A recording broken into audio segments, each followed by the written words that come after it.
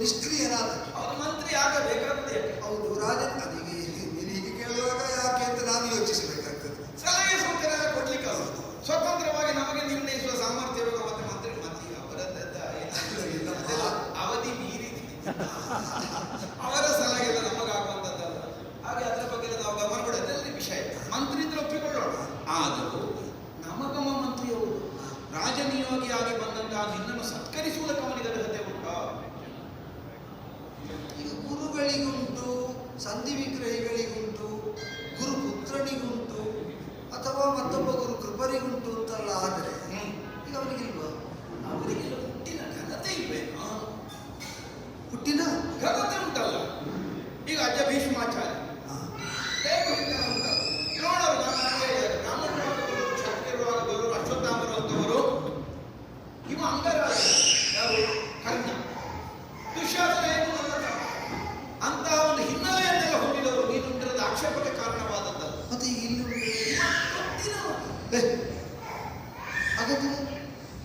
ಕೆಲಸದವರ ಮಗ ಅಲ್ಲ, ಕೆಲಸದ ದಾಸಿ ಪುತ್ರ ಅಲ್ಲ. ಅವನ ಮಾತ್ರ ಆಗಲ್ಲ ಹೇಳ್ತಾರೆ. ಅಮಾತ್ಯ ಹೌದಯ್ಯ, ನಮಗಮ ಅಮಾತ್ಯನೇ ಹೌದು. ಈಗ ಅಮಾತ್ಯ ಆದ ಮೇಲೆ ಮತ್ತು ಅದನ್ನೇ ಹೇಳಿ ಕೆಲವು ಸಲ ಏನಾಗ್ತದೆ ಕೇಳಿದ್ರೆ ಏನಾಗ್ತದೆ? ಅವರಲ್ಲಿರಬಹುದಾದಂತಹ ಯಾವುದೋ ಒಂದು ವಿಶೇಷ ಪ್ರತಿಭೆಯೋ ಮಮಕಾರವೋ ಕಾರಣವಾಗಿ ಅವರ ಒಂದು ಸ್ಥಾನದಲ್ಲಿ ನಾವು ನಮಗಮ ಮಂತ್ರಿ. ನಮಗ ಮಂತ್ರಿ ಅಂದ್ರೆ ಊರಿನವರು ಬಂದವರಿಗೆಲ್ಲ ಸ್ವಾಗತಿಸುವುದಕ್ಕೆ, ಅವರನ್ನು ಸತ್ಕರಿಸುವಂತಹ ಅರ್ಹತೆ ಅವನಿಗೆ ಕೊಟ್ಟಿದ್ದೇವೆ ಅಂತ ಅರ್ಥ ಅಲ್ಲ. ಅಥವಾ ಅವನಿಗೆ ಅದು ಬಂತು ಕೂಡ ಅರ್ಥ ಅಲ್ಲ. ಯಾಕೆ? ಅದು ಮೊದಲೇ ನಿರಾಕರಿಸಲ್ಪಟ್ಟ. ಈಗ ನಾನೇನಾದ್ರೂ ಹೇಳಿದ್ದಲ್ಲ, ನಾನು ಹುಟ್ಟುವುದಕ್ಕಿಂತ ಮೊದಲೇ ಅವದಾಸ ನಿರ್ಣಯ. ಹಾಗಾಗಿ ಅದನ್ನು ನಾನು ನಿರ್ಣಯಿಸುವುದಕ್ಕಿಂತವ ಅವನಿಗೆ ತೊತ್ತಿನ ಮಗ, ಅವನ ಮನೆಯ ಬೆಳಕು. ಈಗ ನಿನಗೆ ಇಷ್ಟ ಆಯ್ತು. ಈಗ ನಾನು ಹೋದದ್ದು ನಿಮಗೆ ಹೇಗೋ ಆಗಲಿ, ನಾವು ಹೋಗಿದ್ದೇನೆ, ತೃಪ್ತಿ ಪಡೆದಿದ್ದೇನೆ, ಅಲ್ಲಿಗೆ ಏನಾಗುದಪ್ಪ? ಈಗ ಹೋಗಿ ಮಂತ್ರಿ ಏನೋ ಒಂದು ರಾಜಕಾರಣದ ವಿಚಾರವಾಗಿ ಅವನನ್ನು ಕಾಣುವುದ, ಮತ್ತೊಂದರಲ್ಲಿ ಕೂಡುವುದಾದ್ರೆ 4 ಮಾತು ಅಂಗಳದಲ್ಲಿ ಒಳಗೆ ಹೋಗಬಾರ್ದು. ಈಗ ಹೋಗ್ಲಿಕ್ಕೆ ನಾವು ಹೋಗದಂತ ಮನೆ ಎಲ್ಲ ಏನು ಹೋಗದೆ? ಈಗ ವಿದುರನ ಮನೆಗೆ ನಾವು ಹೋಗುದು. ನಾನು ಹೋದ ಕ್ಷಣದಲ್ಲೇ ಕಂಡದ್ದು. ಈಗ ಮಹಾರಾಜರು ಬಂದ್ರೆ ಕುಳಿತುಕೊಳ್ಳುವ ದೊಡ್ಡ ಪೀಠ. ಹೌದು, ಹೌದಪ್ಪ. ಹೋಗುತ್ತಾ ಇದ್ದ ಮನೆ ಅದಲ್ಲದೆ ಸ್ವರ್ಣ. ಹೌದಪ್ಪ, ಸ್ವರ್ಣ ಪೀಠ ಅದು. ಯಾಕಂದ್ರೆ ಮೊದಲಿನಿಂದಲೂ ಮಹಾರಾಜರು ಹೋಗ್ತಿದ್ದ ಮನೆ. ಹೌದು, ಗೊತ್ತಾಯ್ತು. ನೀನು ದಾಸಿ ಅಂತ ಹೇಳಿದ್ಯಲ್ಲ, ಗೊತ್ತಾಯ್ತು. ಹಳೆ ಕಾಲದಿಂದಲೂ ನಾವು ಹೋಗ್ತಿದ್ದ ಮನೆ, ಮಹಾರಾಜರು ಹೋಗ್ತಿದ್ದ ಮನೆ. ನಾವು ಇದರಿಂದ ಅಂತ ಹೇಳಿದ್ರೆ ಈಗಲೂ ಹೊರಟಿದ್ದ ಮನೆ ಅಲ್ಲ. ಈಗಲೂ ನಾವು ಮುಸ್ಸಂಜೆ ತಿರುಗಾಡಿಕೊಂಡು ಹೋಗ್ಲಿಕ್ಕೆ ಈಗಲೂ ಅಲ್ಲಿಗೆ ನಾವು ಮನೆ ಅಂದ್ರೆ ನೀನು ಅಲ್ಲಿಗೆ ಅಂತ ಹೇಳಿದ್ದಲ್ಲ, ದಾಸಿಯರ ಮನೆಗೆ, ದಾಸರ ವಿದುರನ ಮನೆಗೂ ಹೋಗುವ ಕ್ರಮ ಇತ್ತೀಚೆಗೆ ಕೆಲವು ವರ್ಷದಿಂದ ಸಮಯ ಮಾಡಿಕೊಂಡು ಬಿಟ್ಟಿದ್ದೇವೆ. ಇಲ್ಲಂದ್ರೆ ಹೋಗಿ ಅಂದ್ರೆ ಹೋಗುವಾಗ ಕಾಣುವ ಮುಖಗಳು ನೋಡುವುದಕ್ಕಿಂತಾದ್ರೆ ಹೋಗ್ಲಿಕ್ಕುಂಟು. ಅಲ್ಲಿ ಕಾಣುವುದೇ ನಾವು ನೋಡಬಾರದ ಮುಖ ಅಂತ ಆದ್ರೆ ಹೋಗುದಿಲ್ಲ. ಈಗ ಹೋದ್ರು ಹೊರಗಿನ ಜಗಲಿಯಲ್ಲಿ ಗೊತ್ತಾಯ್ತು. ಒಳಗಿದ್ದವರೆಲ್ಲ ನಮಗೆ ವ್ಯವಹಾರ ಇಲ್ಲದಿದ್ರೆ ಆಗ ಹೋಗಿರುವಾಗ ಏನ್ ಚಿಕ್ಕಪ್ಪ ಅಂತ ಕೇಳುದು. ಮನೆಗೆ ಹೋದಾಗ ಚಿಕ್ಕಪ್ಪ ಅಂದ್ರೆ ನಮಗೆ ಚಿಕ್ಕಪ್ಪ ಹೌದಲ್ಲ, ಸಭೆ ಇಲ್ಲ. ಈಗ ನಿನಗೆಂತ ನಿನಗೆ ತೊಂದಿನ ಮಗನೇ ಬಂದ ಮನೆಗೆ ವೈಯಕ್ತಿಕವಾದ ವಿಚಾರಕ್ಕೆ ನಮ್ಮ ಒಂದು ಸಂಬಂಧವನ್ನು ನಾವಾಗ ಉಳಿಸಿಕೊಂಡಿರ್ಲಿಕ್ಕೂ ಸಹ ನಮ್ಮ ಈ ವೈಯಕ್ತಿಕವಾದ ಸಂಬಂಧವನ್ನು ಸಾರ್ವಜನಿಕರ ಮೇಲೆ ಹೇಳಲಿಕ್ಕೆ ರಾಜನಿಯೋಗಿಯಾಗಿ ಬಂದಂತಹ ನೀನು ಹೋಗಿ ಉಣ್ಣಬಹುದಾದಂತಹ ಮನೆ ಅಲ್ಲಿಗೆ ಹೋಗಿ ಮಾತುಕತೆಗಳನ್ನಾಡಿ ನೀನು ಹಿಂದೆ ಬರ್ತಿದ್ದ ಆಕ್ಷೇಪ ಇರಲಿಲ್ಲ. ನಿನ್ನೆ ದಿವಸ ಹಸ್ತಿನಾವತಿಯಲ್ಲಿ ಎಲ್ಲಿಯೂ ಆಹಾರ ಸ್ವೀಕರಿಸದಿರುವ ಒಂದು ವ್ರತಕ್ಕೆ ನೀನು ಬದ್ಧ ಅನ್ನುವ ಸಮಾಧಾನವನ್ನು ಕಂಡುಕೊಳ್ಳಬಹುದಿಲ್ಲ. ಆದರೆ ನಾವೆಲ್ಲೆಲ್ಲ ವ್ಯವಸ್ಥೆಗೊಳಿಸಿದ್ದೇವೆ ಅಲ್ಲಿ ಎಲ್ಲಿಯೂ ಆಹಾರ ಸ್ವೀಕರಿಸದೆ ನೇರವಾಗಿ ಅವನ ಮುಂಭಾಗದಲ್ಲಿ ಹೋಗಿ ಅರೆಬರೆ ಕಾಣುವ ನಿನ್ನ ಹೊಟ್ಟೆಯಲ್ಲಿ ಸರಿ ಕಾಣಿಸಿ ನಾನು ಹೊಟ್ಟೆ ತೋರಿಸಲಿಲ್ಲ. ಪುಣ್ಯ ನಿನಗೆ ಯಾರು ಹೇಳಿದ್ದಲ್ಲ? ಹೊಟ್ಟೆ ತೋರಿಸಿ ಎಂತದೆ ಹೊಟ್ಟೆ ತೋರಿಸಿ ಅಲ್ಲ ಹೇಳಿದ್ನ ಅಲ್ಲ ಅಲ್ಲಿಗೆ ತಲುಪುವಾಗ ನಿನ್ನ ಉತ್ತರಿವೆ ಜಾರಿದ್ದಾರೆ ಎಂತದ್ದು ಅಲ್ಲ ಹೇಳಿ ನಮಗೊಂದು ಸುದ್ದಿ ಆಗಿ ಹೊಟ್ಟೆ ಮುಂದೆ ಕಾಣಿಸಿ ಅಂತ ಅಪಮಾನಗಳಿಲ್ಲದೆ ಬಡಲಿಪ್ಪೆ ಅದು ಮಾತು ಹೌದು. ಹೊಟ್ಟೆ ಮುಡಿ ತರಿಸಿದ್ದೆ ಎಂಬುದು ಯಾರೋ ಸೇರಿಸಿದ್ದೆ ಆಯ್ತಾ? ಅಲ್ಲಿ ಇದ್ರು ಇರ್ಬೋದು, ತೋರಿಸಿ ಇಲ್ಲ ಅನ್ನೋದು ಮುಖ್ಯ.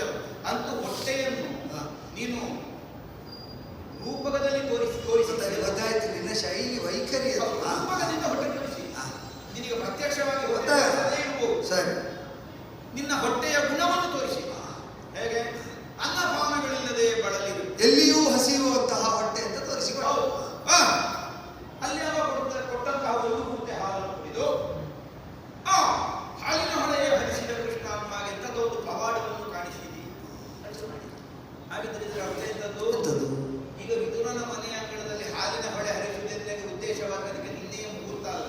ಕೃಷ್ಣನಿಗೆ ಎಲ್ಲಿ ವ್ಯವಸ್ಥೆ ಆದ್ರೂ ತೃಪ್ತಿಕರವಾದ ಹಾಗೆ ಆಗಿದೆ ಅಂತ ಅರ್ಥ. ಮತ್ತೇನು? ಯಾವತ್ತೋ ನಿನಗೆ ಬಂದು ಹಾಲಿನ ಹೊಳೆ ಹರಿಸಿ ಹೋಗಬಹುದಿತ್ತು, ಅವರಿಗಾಗಿ ಅನುಕೂಲ ಆಗ್ತಿತ್ತು ಅಲ್ಲ ಹೇಳಿದ್ ನಾನು. ಅದು ನಾನು ಊರಿಗಾಗಿ ಹರಿಸಿದ ಹೊಳೆ ಅಲ್ಲ. ಅದೇ ಅದೇ ಅವನಂತೆ ನಾನು ಹರಿಸಿದ್ದೇನೋ ಇಲ್ವೋ, ಅವ ಕಂಡು ತೃಪ್ತನಾಗಿದ್ದಾನೆ ಎಂಬುದು. ಅದೇ ಈಗ ಹೋಗಿದೋ ಇಲ್ಲೋ ಅನ್ನೋದು ಮುಖ್ಯ ಅಲ್ಲ.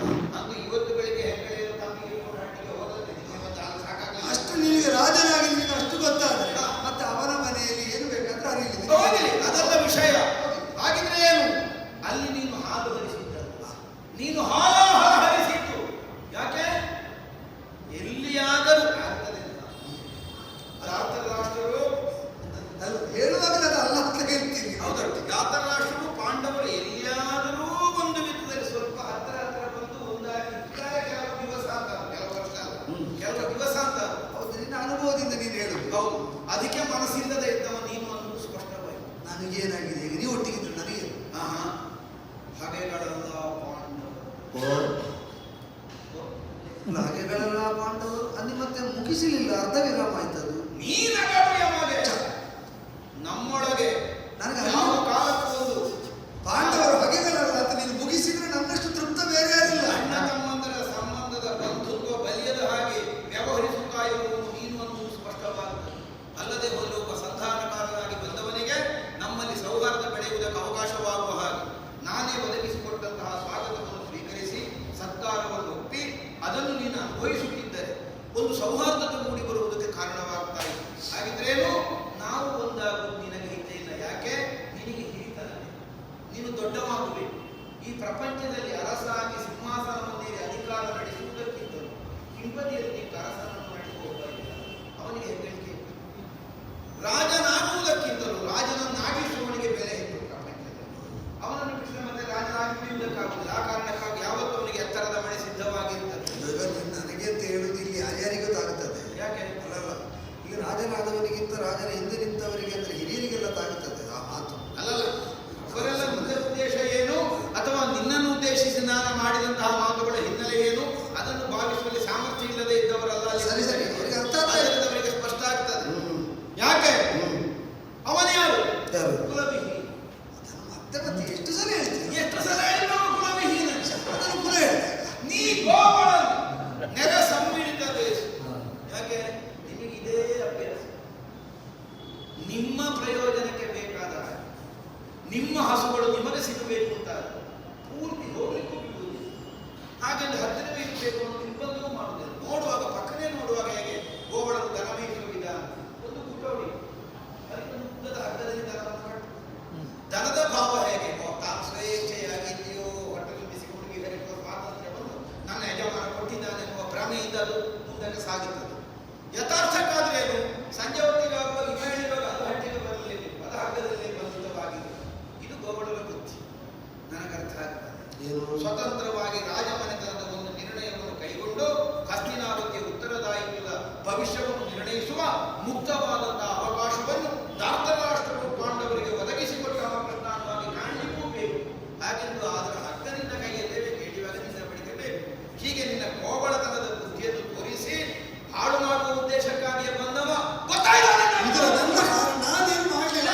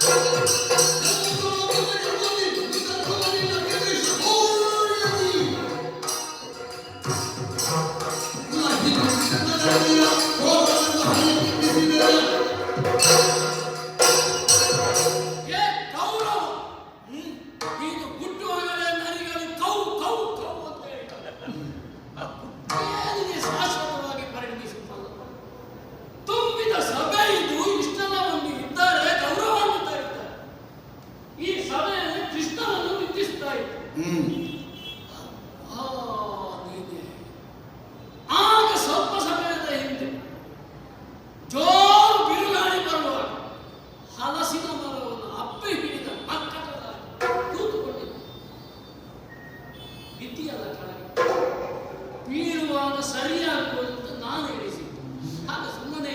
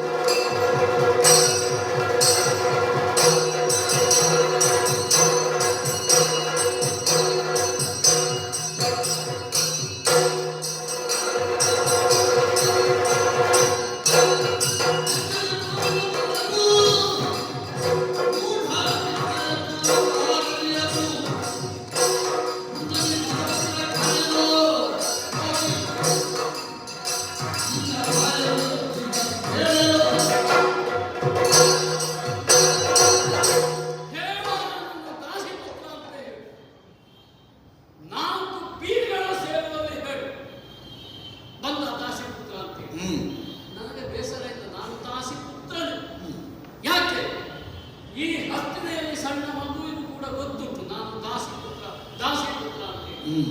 ಅದರಲ್ಲಿ ಬೇಸರವೇ ಇಲ್ಲ. ನನ್ನ ಅಪ್ಪೆ ನನಗೆ ಶ್ರೇಷ್ಠ. ಅಪ್ಪೆಯ ಗರ್ಭದಿಂದ ಹುಟ್ಟಿದವ ನಾನು. ಹೊಕ್ಕುಳ ಬಳ್ಳಿ ಉಂಟ, ನನಗೆ ಹೊಕ್ಕುಳ ಉಂಟು.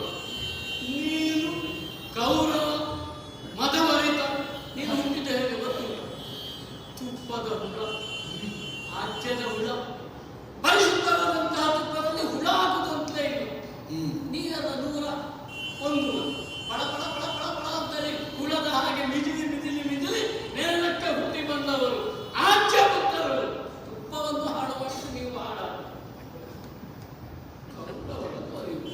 ನನ್ನನ್ನು ನಿಂದಿಸಿದಿರದು. ಹೋಗಿ ನನ್ನನ್ನು ನಿಂದಿಸಿದರೆ ನನಗೆ ಬೇಸರ ಇತ್ತು. ಕೃಷ್ಣನನ್ನು ನಿಂದಿಸಿದ್ದು ಇವರಿಗೆಲ್ಲ ತಲೆಗೆಟ್ಟಿದೆ. ಇಷ್ಟು ಬಂದಿದ್ದಾರೆ. ಪರಶುರಾಮ, ನಾರದ, ವಸಿಷ್ಠ ಸಂತಾನದರು, ಋಷಿ ಮುನಿಗಳು ಸರ್ವರೂ ಬಂದು ಸೇರಿದ್ದಾರೆ. ಯಾಕೆ? ನಿನ್ನನ್ನು ಕಾಣಲಿಕ್ಕೆ ಅಲ್ವೋ? ನೀನು ಹೇಗೆ ಕೂತಿದ್ದೆ ಅಂತ ನೋಡ್ಲಿಕ್ಕೆ ಅಲ್ಲ. ಕೃಷ್ಣ ಏನು ಮಾಡ್ತಾನೆ, ಕೃಷ್ಣ ಏನು ಮಾಡ್ತಾನೆ ನೋಡ್ಬೇಕು ಅಂತೇಳಿ ಮಹಿಮಾನ್ವಿತರು ಬಂದಿದ್ದಾರೆ. ಅವರಿಗೆ ತಲೆಗೆಟ್ಟಿದೆ ಅಂತ ಹೇಳಿಸಿಕೊಂಡು ನೀನು ಮಾತಾಡ. ಆ ಕಡೆ ತಿರುಗೋ, ಈ ಕಡೆ ನಿನ್ನ ಸಭೆಯನ್ನು ನೋಡು, ಎಂತೆಂಥವರಿದ್ದಾರೆ. ನಿನ್ನ ಅಜ್ಜನವರನ್ನು ಪೂಜಿಸ್ತಾ ಇದ್ದಾರೆ. ಅಜ್ಜನನ್ನು ಕೂಡ ಬಂಧಿಸಿದ ಹಾಗೆ ಆಯಿತು. ತಲೆ ಕೆಟ್ಟವನೇ ನನ್ನನ್ನು ಬಂಧಿಸ್ತಾ ಇದ್ದೆ. ಹೋಗಿ ದೇವರನ್ನು ಬಂಧಿಸಿದ್ದಿ. ದೇವರನ್ನು ಬಂಧಿಸಿದ ಪಾಪಕ್ಕೆ ನಿನಗೆ ಶಾಸ್ತಿ ಮಾಡಲಿಲ್ಲ. ನಾನು ವಿದುರಲ್ಲ. ನೋಡು ನೋಡು ಕದನದಿ ತಲೆಗಾಯ್ವೆ ಎರುತ್ತಲಿ.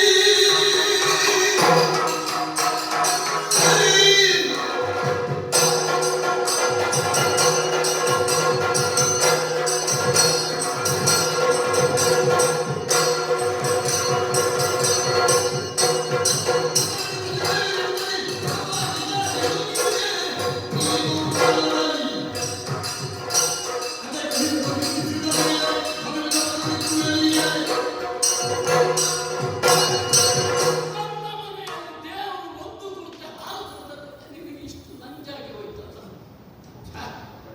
ಇಲ್ಲ ಇಲ್ಲ ಮಾತಾಡಬಾರದು ಅಂತೇಳಿ ನಾನು ಕೂತದ್ದು. ನನ್ನಷ್ಟಕ್ಕೆ ಇರಬೇಕು ಅಂತೇಳಿ ನಾನು ಹೋದವ ಪುನಃ ನನ್ನನ್ನು ಕೆಣಕ್ತಾ ಇದ್ದೆ. ಸಾಕು ಅಂತೇಳಿ ಇದ್ದವನನ್ನು ಕೆಣಕಿದ್ದೆ ಅಲ್ವಾ? ಈಗ ಗೊತ್ತುಂಟ ನಿನಗೆ ಎಂಥದ್ದು ಅಂತೇಳಿ. ನಿನ್ನ ಹಣೆ ಬರ ನಿನಗೆ ಗೊತ್ತಾಗಬೇಕಲ್ಲ. ಮೈತ್ರೇಯರು ಕೊಟ್ಟದ್ದ, ಇದು ಮೈತ್ರೇಯರು ಕೊಟ್ಟದ್ದು.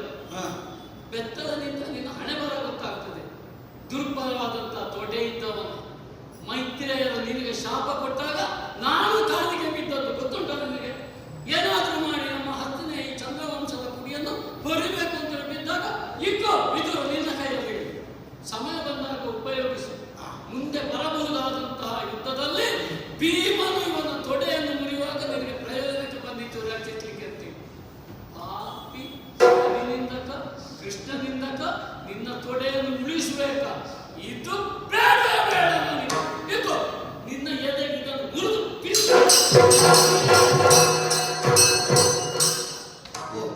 ಹಣೆ ಬರಬೇಕಲ್ಲ. ಬದುಕಬೇಕು. ತೊಡೆ ಮುರಿದ್ರೆ ಒಳ್ಳೆಯದು. ನಡಿಬಾರದು ನಾಳೆ. ನೀವು ಹೇಳಿದ್ದು ಸರಿ ಅರ್ಥ ಆದ್ರೆ ಇಲ್ಲಿ ಆದ್ರೂ ಬದುಕ್ತಾರೆ. ಈಗ ಅವ ಬದುಕಿಸಬೇಕು ಅಂತ ಹಂಬಲಿಸಿದವ ನೀನು. ಈಗ ನೀನು ಮುರಿದು ಬಿಸಾಡಿ ಆಯ್ತಲ್ಲ. ಎದೆಗೆ ಬಿಸರಿ. ನೀನು ಅಸಹ್ಯದಲ್ಲಿ ಕಂಪಿಸಿದ ಇಂಥವರ ಸಭೆಯಲ್ಲಿ ಇರಬೇಕು, ಇಂಥವರ ಸಭೆಯಲ್ಲಿ ಇರಬಾರ್ದು. ಬೇಡ. ನಾನು ಇಲ್ಲಿ ಹೆಚ್ಚು ಹೊತ್ತಿದ್ರೆ ಏನು ಗೊತ್ತು, ಈ ಸಿಟ್ಟಿನಲ್ಲಿ ನೀನು ಏನು ಮಾಡಿಬಿಡ್ತಿದ್ದ ನನಗೆ ಆತಂಕ ಆಗ್ತದೆ. ಅವ ಬಿದ್ದ ನಾನು ಎಳೆದ ಹಾಗೆ ಅನಂತ ಸಂಭವಿಸಿದ. ಬೇಡ ಬೇಡ ಬೇಡ ಬೇಡ.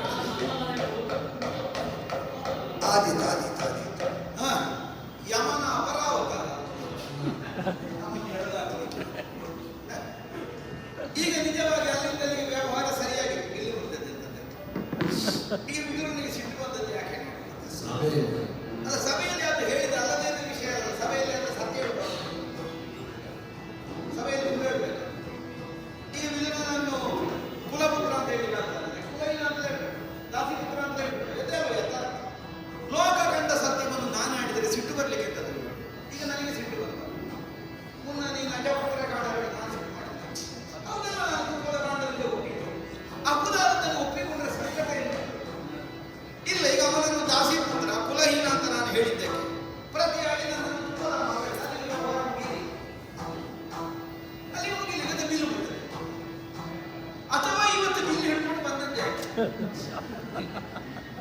ಏನಿವನನ್ನು ಮೊದಲು ನೋಡುದು ಇದಕ್ಕೆ ಮೊದಲು ಬರ್ತೀನಿ ನೋಡಿ ಬರುವಾಗ ಮೈತ್ರಿಯರು ಶಾಪ ಕೊಟ್ಟು ವರ್ಷ ಈಗ ನಿನ್ನೆ ಹೋಗಿ ಮುಂದೆ ಕೊಡುವಂಥದ್ದಲ್ಲ ಇವ ಮೈತ್ರಿ ಇದು ಹಳೆ ಅವತ್ತೇ ಕೊಡಲಿಲ್ಲ ಮೈತ್ರಿ ಹಾಗಿದ್ರೆ ದಿನ ಬರುವಾಗ ಹಿಡ್ಕೊಂಡು ಬರ್ಬೇಕು ಅಲ್ಲ ಇವತ್ತಿಗೆ ಭೀಮನೇ ಬರಲಿಲ್ಲ ಶಾಂತಿ ಸಂಧಾನದ ಪ್ರಕ್ರಿಯೆ ನಡೆಯುವ ಸಭೆ ಶಾಂತಿ ಸಂಧಾನದ ಸಭೆಯಲ್ಲಿ ಭೀಮನ ಗದಾದಂಡದ ಕುರಿತಾದಂತಹ ಬೀಜಿ ಅಂತದ್ದಕ್ಕೆ ಆ ಬಿಲ್ ಹಿಡ್ಕೊಂಡು ಬಂದದ್ದು ಯಾಕೆ ನಮಗೆ ಅರ್ಥ ಆಗ್ತದ ಇದೆಲ್ಲ ನಿನ್ನೆಯ ದಿವಸ ಇನ್ನು ಹೋಗಿ ಒಂದು ಪೂರ್ತಿ ಹಾಲು ಕುಡಿದದ್ದರ ಪರಿಣಾಮ ಇಲ್ಲ ಹೇಗೆ ಅದರ ಫಲ ಅವನಿಗೆ ಆಗಬೇಕಾದದ್ದೇ ಈಗ ನಿನ್ನೆಯವರೆಗೆ ದಾಸಿಪುತ್ರ ವಿದುರ ಅಂತ ಹೇಳಿದ್ರೆ ಸಿಟ್ಟು ಬಾರದೇ ಇದ್ದವನಿಗೆ ಇವತ್ತು ದಾಸಿಪುತ್ರ ಅನ್ನೋದು ಸಿಟ್ಟು ಬಂದದ್ದು ಯಾಕೆ ಇಲ್ಲದೇ ಇದ್ದಂತಹ ಒಂದು ಮಾನವನ್ನು ಇವ ಕಲ್ಪಿಸಿ ಹೇಗೆ ಇಲ್ಲದೇ ಇದ್ದಂತಹ ಒಂದು ಮಾನವನ್ನು ಇವ ಕಲ್ಪಿಸಿ ನಿನ್ನೆ ದಿನವಾಗಿ ಹಾಲು ಕುಡಿದನಲ್ಲ ಅಜ್ಜ ಭೀಷ್ಮರ ಮನೆಯಿಂದ ಪ್ರಾರಂಭಿಸಿ ಹಸ್ತಿನಾವತಿಯಲ್ಲಿರುವ ರಾಜ ರಾಜ್ಯದ ಮುತ್ಸದ್ದಿಗಳೆಲ್ಲರ ಮನೆಗೆ ಇವ ನಿನ್ನೆ ಹೋಗಿದ್ದಾನೆ ಎಲ್ಲ ಮನೆಯಲ್ಲಿಯೂ ಇವನಿಗೆ ಉಪಚಾರಕ್ಕೆ ಬೇಕಾದಂತಹ ಎಲ್ಲ ವ್ಯವಸ್ಥೆಗಳು ಸಿದ್ಧವಾಗಿತ್ತು ಎಲ್ಲಿಯೂ ಸ್ವೀಕರಿಸದೆ ನೇರ ವಿದುರನರ ಮನೆಗೆ ಹೋಗಿ ಅಲ್ಲಿ ಒಂದು ಕುರ್ತ ಹಾಲು ಕುಡಿದನಲ್ಲ ಮನೆ ಒಳಗೆ ಕುಳಿತು ಇದು ಅವನ ತಲೆಗೇರಿತು ಮತ್ತೆ ನನ್ನನ್ನು ಮತಗಳು ಮಾಡ್ತಾರೆ ಮತಗರು ಮಾಡಿದ ನಿಜವಾಗಿ ತಲೆಗೇರಿದ ವಿದುರನಿಗದು ಈ ಹಸ್ತಿನಾವತಿಯಲ್ಲಿ ಭೀಷ್ಮ ದ್ರೋಣಾದಿಗಳಿಗಿಂತಲೂ ಹೆಚ್ಚಿನದ್ದಾದಂತಹ ಸ್ಥಾನವನ್ನು ಮಾನವನ್ನು ತಾನು ಹೊಂದಿದ್ದೇನೆ ಈ ಭಾವ ಇದ್ದದ್ದರಿಂದಲೇ ಇವತ್ತೀಗ ದಾಸಿಪುತ್ರ ಅನ್ನುವಾಗ ಸಿಟ್ಟು ಹೊರಟು ಅಷ್ಟೇ ಈ ಪ್ರಪಂಚದಲ್ಲಿ ಮನ್ನಣೆಗೆ ಒಳಗಾಗುವವರಲ್ಲ ಅನ್ನುವ ನಿರ್ಣಯವನ್ನು ಹೊಂದಿದ್ದಷ್ಟು ಕಾಲ ಯಾರಿಗೂ ಅಪಮಾನ ಆಗುವುದಿಲ್ಲ ಈಗ ಕಾಲರಸೋ ವಸ್ತ್ರಕ್ಕೆ ಅಪಮಾನ ಆಗಲಿಲ್ಲ ಎಲ್ಲರೂ ಮೆಚ್ಚಿಕೊಂಡೇ ಹೋಗ್ಲಿಕ್ಕೆ ಇರುವುದು ಅದು ಕಾಲರಸುವ ವಸನವನ್ನು ಯಾವನು ತೆಗೆದು ಒಂದು ದಿವಸ ಚೆನ್ನಾಗಿ ಮಾಡಿದ ಹೆಗಲಿಗೆ ಆಗ್ತಾನೆ ಮತ್ತೆ ಮರುದಿವಸದಕ್ಕೆ ಮರ್ಯಾದೆ ಇರುವುದಿಲ್ಲ ಹೆಗಲಿಗೆ ಆಗಿದ್ದಾನೆ ಮತ್ತೆ ಕಾಲ ಇರುತ್ತದೆ ಹೀಗೆ ಹಾಳಾಗಿ ಹೋಗುದು ಇಂಥವರ ಬಿಲ್ಲಿನಲ್ಲಿ ನಮ್ಮ ಪ್ರಾಣ ಒಂದು ವೇಳೆ ಹೌದಾದರೆ ಇವ ಮೊದಲೇ ಹೇಳ್ತಿದ್ರೆ ನಿನ್ನ ಬಿಲ್ಲು ನಮ್ಮಲ್ಲಿಗೆ ಬೇಡ ಅಂತ ಯಾವತ್ತೂ ನಾವು ಹೇಳಿ ಆಗುತ್ತೆ ಕೃಷ್ಣ ಓ ಉದ್ದೇಶ ಫಲಿಸಿತಲ್ವಾ ಯಾರ ಉದ್ದೇಶ ಹೇಗೆಲ್ಲ ಪರಿಸ್ಥಿತಿ ಅಂತ ನಾವು ಗ್ರಹಿಸುವಾಗ ಇಲ್ಲದಿದ್ರೆ ನಾವೇಂತ ಅದೇ ಅದನ್ನು ಗ್ರಹಿಸುವಾಗಲೇ ಬಂದದ್ದು ಅನ್ನೋದು Oh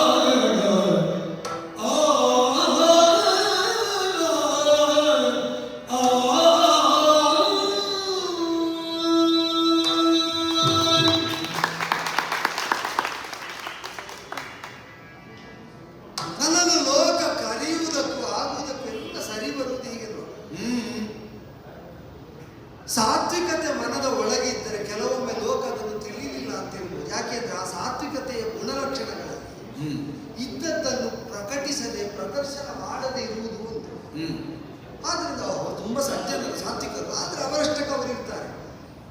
ಹಲವು ಬಾರಿ ಕೆಲವು ಊರಲ್ಲಿ ಇರುವಂತಹ ಸಾತ್ವಿಕ ವಿದ್ವಾಂಸ ಸಜ್ಜನರು ಇದ್ದಾರೆ ಅಂತಲೇ ಗೊತ್ತಿಲ್ಲದಂತೆ ಉಳಿದು ಹೋಗುವುದು ಆ ಕಾರಣ. ಆದ್ರೆ ದುಷ್ಟರು ದುರ್ಜನರು ಇದ್ದರೆ ಯಾರು ಏನು ಹೇಳುವುದು ಬೇಡ, ಅದು ತಾನಾಗಿ ಪ್ರಕಟವಾಗ್ತಾ ಹೋಗ್ತದೆ. ಕೃಷ್ಣ ನಿನಗೆ ಅದು ಬೇಗ ಗೊತ್ತಾಗ್ತದೆ. ನೀನು ಅಂಥವರಿಗೆಲ್ಲ ವಿರೋಧಿ ಆದದ್ದರಿಂದ ಉಳಿದವರಿಗೆ ಗೊತ್ತಾಗುವುದಕ್ಕಿಂತ ಬೇಗ ನಿನಗೆ ಗೊತ್ತಾಗ್ತದೆ ಅಂತ ಒಡನಾಡಿಗಳು ಯಾವತ್ತೂ ಹೇಳುವುದು. ಅವರು ಹೇಳಿದ್ದೆಷ್ಟು ಹೌದೋ ಅಲ್ಲ ನೋಡು, ನಾನು ತರ್ಕಿಸಿದ್ದು ಸತ್ಯ ಅದ. ಯಾಕೆ ಕೌರವ ಈ ಉಭಯಮುಖವಾದಂತಹ ನೀತಿ? ಒಬ್ಬರಿಗೊಂದು ನ್ಯಾಯ, ಮತ್ತೊಬ್ಬರಿಗೆ ಮತ್ತೊಂದು ನ್ಯಾಯ. ಈಗ ವಿದುರನ ಪ್ರಕರಣದಲ್ಲಿ ಅದನ್ನು ತೋರಿಸಿದ್ದಾರೆ. ಕುಲವಿಹೀನನು ವಿದುರ, ದಾಸಿಪುತ್ರ, ಎಷ್ಟು ಸಲ. ಈಗ ಹೌದಾದ ವಾಸ್ತವ ಗೊತ್ತಾಗಲಿ ಒಂದು ಸಲ ಹೇಳುದು ಸರಿ ಅಂತ ನಾನು ಹೇಳಿದ್ದಲ್ಲ, ಒಂದು ಸಲ ಹೇಳುದು. ನಿನಗೆ ಅದು ಹೇಳಿ ಹೇಳಿ ಹೇಳಿ ಚುಚ್ಚುವುದೇ ಉದ್ದೇಶ ಅಂತ ಅದರ ಸಂಖ್ಯಾ ಪ್ರಮಾಣದಿಂದ ಗೊತ್ತಾಗ್ತದೆ, ವಿಷಯದಿಂದ ಅಲ್ಲ. ಕೃಷ್ಣ ಯಾರನ್ನು ಬಳಸಿಕೊಂಡು ಬಂದಿದ್ದ ಅವನು ನೀಚ, ನಿಕೃಷ್ಟ, ತುಚ್ಛ ಅಂತ ನಿನಗೆ ಸ್ಥಾಪಿಸುವುದು ಉದ್ದೇಶ. ನೀನು ಎಷ್ಟು ಬಾರಿ ಅದನ್ನು ಪ್ರಯೋಗಿಸಿದ್ಯೋ ಅದರಿಂದ ಗೊತ್ತಾಯಿತು. ಆದರೆ ನಿನ್ನ ಆ ಹೃದಯದ ಒಳಗಿದ್ದ ಭಾವ ಹೊರಗೆ ಬರುವಾಗ ಬೇರಾಗುವ ವಿಧಾನ ನಿನ್ನನ್ನು ಕಪಟ ಹೃದಯಾಗಿ ನಿರೂಪಿಸ್ತದೆ, ಅವನನ್ನು ಕೆಟ್ಟವಾಗಿ ಮಾಡುವುದಿಲ್ಲ. ಏನು ಹೇಳಿದೆ ನೀನು? ಕರ್ಣ ಶರಪರೀಕ್ಷಾ ರಂಗದಲ್ಲಿ ಎಲ್ಲರಿಂದಲೂ ನಿಂದೆಗೊಳಗಾಗುವ ಕಾಲದಲ್ಲಿ ಪರಾಕ್ರಮ ಪ್ರಕಟ ಆದ ಮೇಲೆ ಕ್ಷತ್ರಿಯರಲ್ಲಿ ಮಾನ್ಯತೆ ಸಿಗಬೇಕಾದದ್ದು ಪರಾಕ್ರಮಕ್ಕೆ. ಪ್ರಕಟವಾದದ್ದೇನು ಅದಕ್ಕೆ ಮರ್ಯಾದೆ ಕೊಡಿ.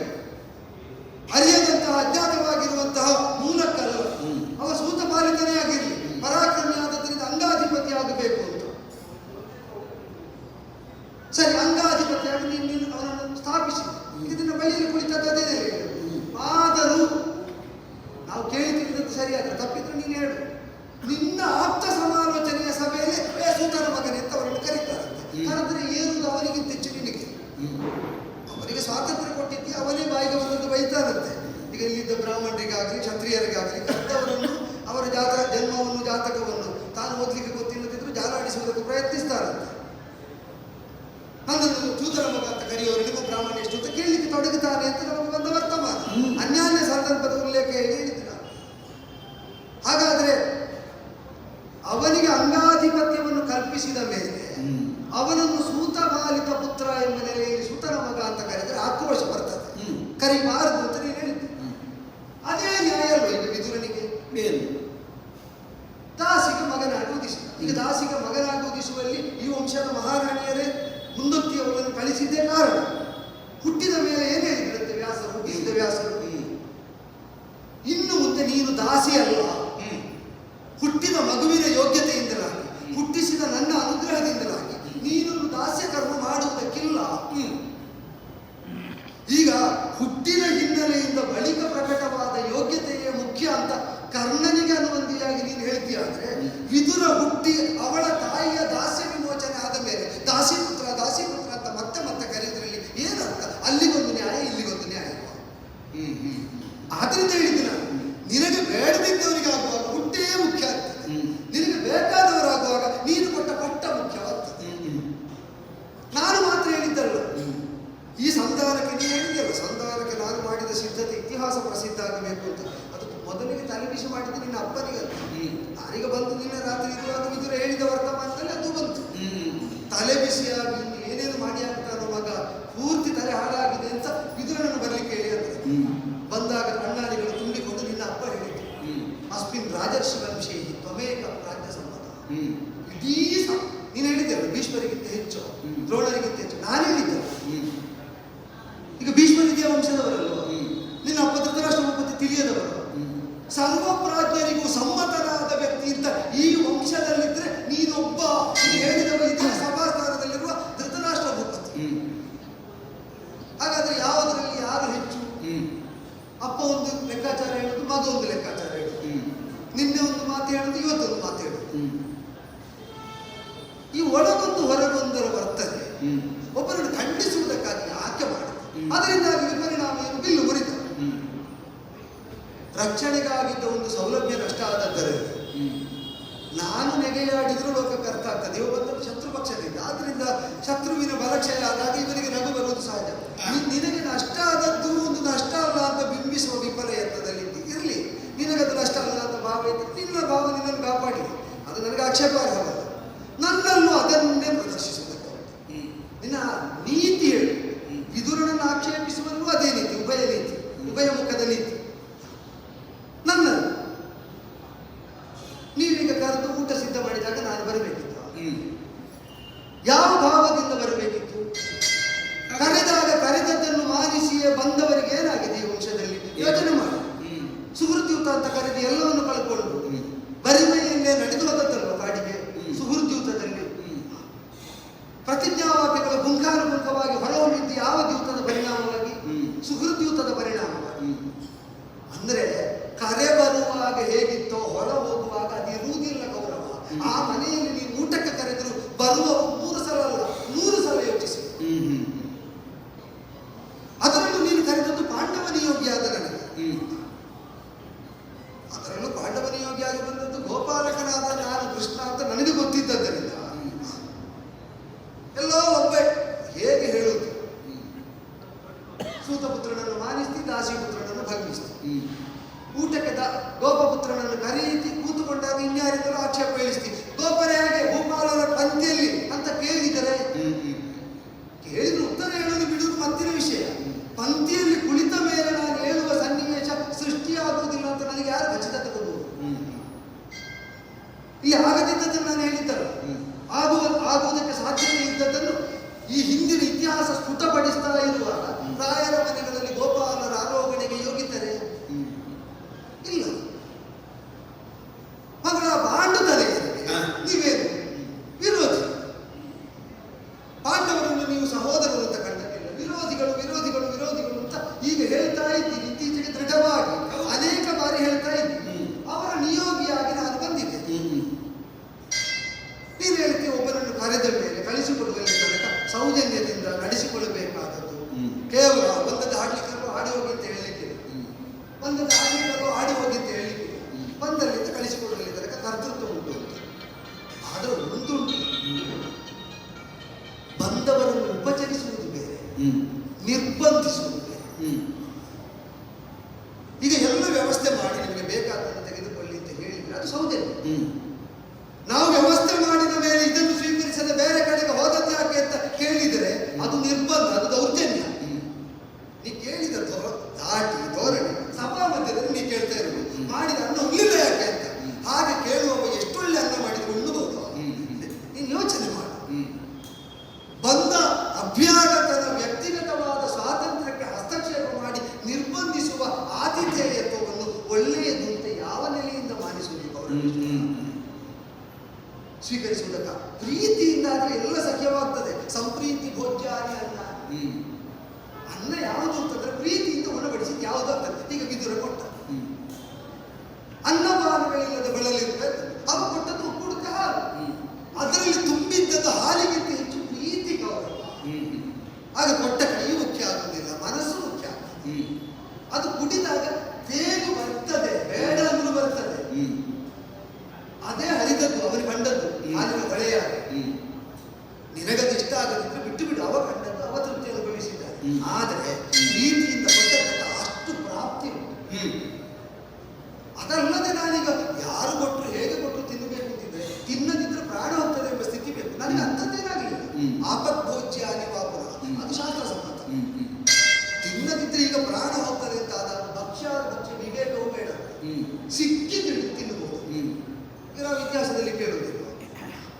ವಿಶ್ವಾಮಿತ್ರರಂತವರು ಎಂತೆಂಥದ್ದನ್ನು ತಿಂದಿದ್ದಾರೆ, ದೇವತೆಗಳಿಗೆ ಏನೇನು ಕೊಟ್ಟಿದ್ದಾರೆ, ಇತಿಹಾಸದಲ್ಲಿ ಉಂಟು. ಹಾಗಾದ್ರೆ ಶೋಪಚರಾಗಿ ಪರಿವರ್ತಿತರಾಗುವುದು ಕೂಡ ಸಮ್ಮತ ಆಪತ್ಕಾಲದಲ್ಲಿ. ಹಾಗೆ ಆಪತ್ತಿನಲ್ಲಿ ಮಾಡಿದ್ರೆ ಯಾವುದು ಅದೇ ಉಂಟು, ರುಚಿ ಉಂಟು ಮುನ್ನಡೆಸಲಿಕ್ಕೆ. ಅದು ಆಪತ್ಕಾಲಕ್ಕೆ ಮಾತ್ರ. ನಿನಗೆ ಪ್ರೀತಿಯೂ ಇಲ್ಲ, ನನಗೆ ಆಪತ್ತು ಬರಲಿಲ್ಲ, ಮತ್ತೆ ನಾನು ಬರಲೇಬೇಕಿತ್ತು ಅಂತ ಯಾಕೆ? ಪಾಂಡವರ ಪರವಾಗಿ ಬಂದವನು ಉಣ್ಣಬೇಕಾದ ಬದ್ಧತೆ ಹೊಂದಿದ್ದಾನೆ ಅಂತ ಕೇಳಿದ್ರೆ ಇಲ್ಲವಲ್ಲ. ಪಾಂಡವರ ಪರವಾಗಿ ಅವರ ಮೇಲೆ ನಿನಗೆ ದ್ವೇಷವು, ನನಗೆ ಅವರಲ್ಲಿ ಈ ಕ್ರಿಯೆಯಲ್ಲಿ ಬಂಧುತ್ವ ಉಂಟು. ಅವರ ಆಪನ್ನಿವಾರಕನ ನೆಲೆಯಲ್ಲಿ ನಾನಿದ್ದೇನೆ.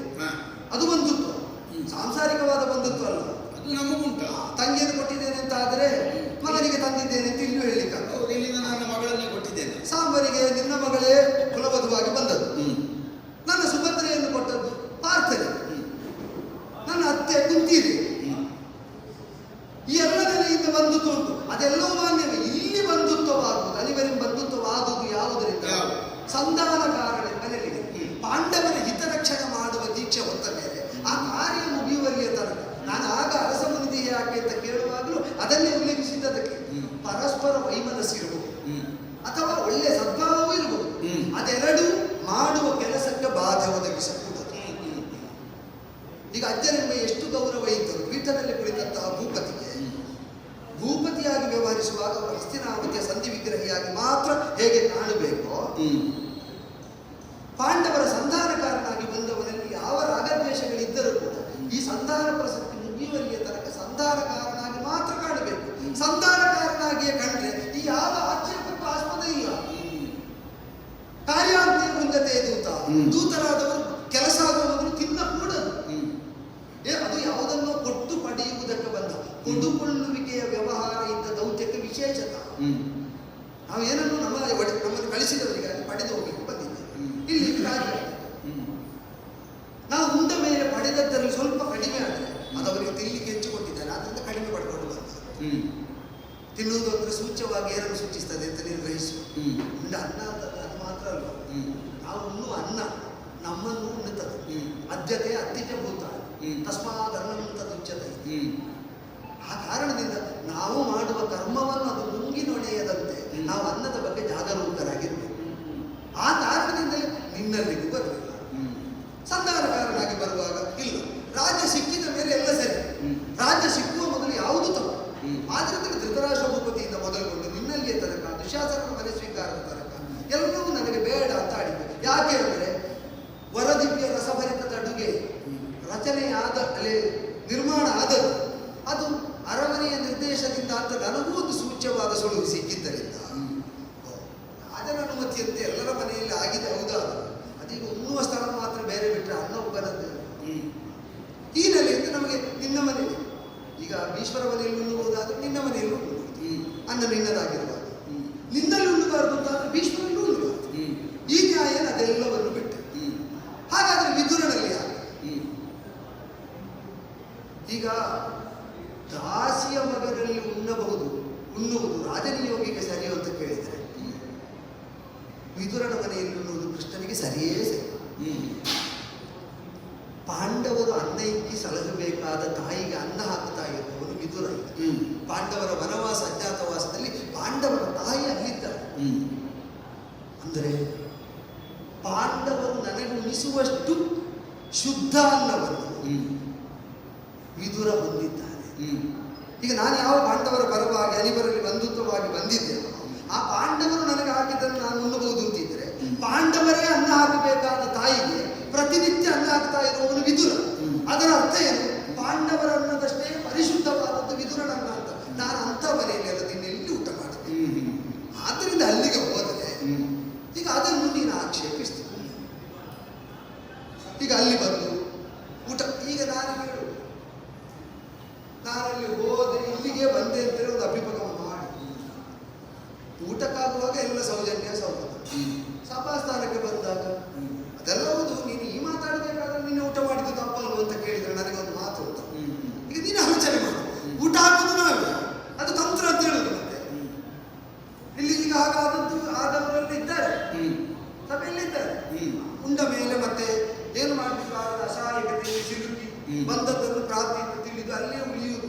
ಎಲ್ಲಿಗೋ ಹೊರಟವರು ಎಲ್ಲಿಗೋ ಸೇರಬೇಕಾಗಿತ್ತು, ಉಂಡ ಬರದಂತೆ ಇಲ್ಲಿ ಉಳಿದಿದ್ದಾರೆ, ಅಲ್ಲಿದ್ದಾರೆ. ಅದು ಹಾಗೆ ಆಗಿಬಿಟ್ರೆ ನಾನು ನಿನ್ನೆ ಉಣ್ಣುವುದು. ಇವತ್ತು ಸಭೆ ಸೇರಿ ನಾಳೆ ಮಾತಾಡು, ಇವತ್ತು ಊಟ ಮಾಡುವಾಗ ಊಟ ಮಾಡಿದ್ದು. ಸಭೆಯಲ್ಲಿ ಕೇಳುವಾಗ ನೀನು ಊಟ ಎಲ್ಲ ಮಾಡಿದ ಮೇಲೆ ನೀನು ಈ ವಿಷಯದಲ್ಲಿ ಮಾತಾಡುವಾಗ ನೀನು ಹೋಗುವಂತ ನಾನು ನಿಂತ್ಕೊಂಡು ಹೋಗಲೇಬೇಕು. ಆ ಕಾರಣದಿಂದ ಕಾರ್ಯಕ್ಕೆ ಬಾಧೆ ಒದಗಿಸುವಂತೆ ಉಣ್ಣಬಾರದು ಎಂಬ ಕಾರಣಕ್ಕೆ ಉಣ್ಣದು ಉಳಿದೇ ಬಿಟ್ಟರೆ ಕಾರ್ಯ ಮುಗಿದ ಮೇಲೆ ಉಣ್ಣುವ ಸನ್ನಿವೇಶವನ್ನು ನೀನಾಗಿ ನಿರ್ಣಯಿಸಿದೆ ಅಂತ ಆದರೆ, ಒಂದು ಸನ್ನಿವೇಶ ನಿರ್ಮಾಣ ಆಯಿತು ಅಂತ ಆದರೆ ನೀನು ಹೇಳುವಾಗಲೂ ಪ್ರತಿಯೊಂದಕ್ಕೂ ಹೇಳಿದ್ದೆ ನೋಡು ಅಲ್ಲ. ರಾಜನಿಯೋಗಿ ಬಂದಾಗ ಸತ್ಕರಿಸಬೇಕಲ್ಲ, ನಿನ್ನಲ್ಲಿ ಸದ್ಭಾವ ಅನುಭವ ಅಂತಲ್ಲ, ಒಟ್ಟಿಗೆ ನೀನು ಅದನ್ನು ಹೇಳಿ. ಅಂದ್ರೆ ಆ ಒಳಗೆ ಇನ್ನೊಂದು ಇಟ್ಟುಕೊಂಡು ಹೊರಗಿನಿಂದ ತೋರಿಕೆಗಾಗಿ ಮತ್ತೊಂದನ್ನು ಮಾಡು. ಅದು ಪಟ್ಟಕ್ಕೆ ದಯ ಅಂತ ಆಗ್ತದೆ.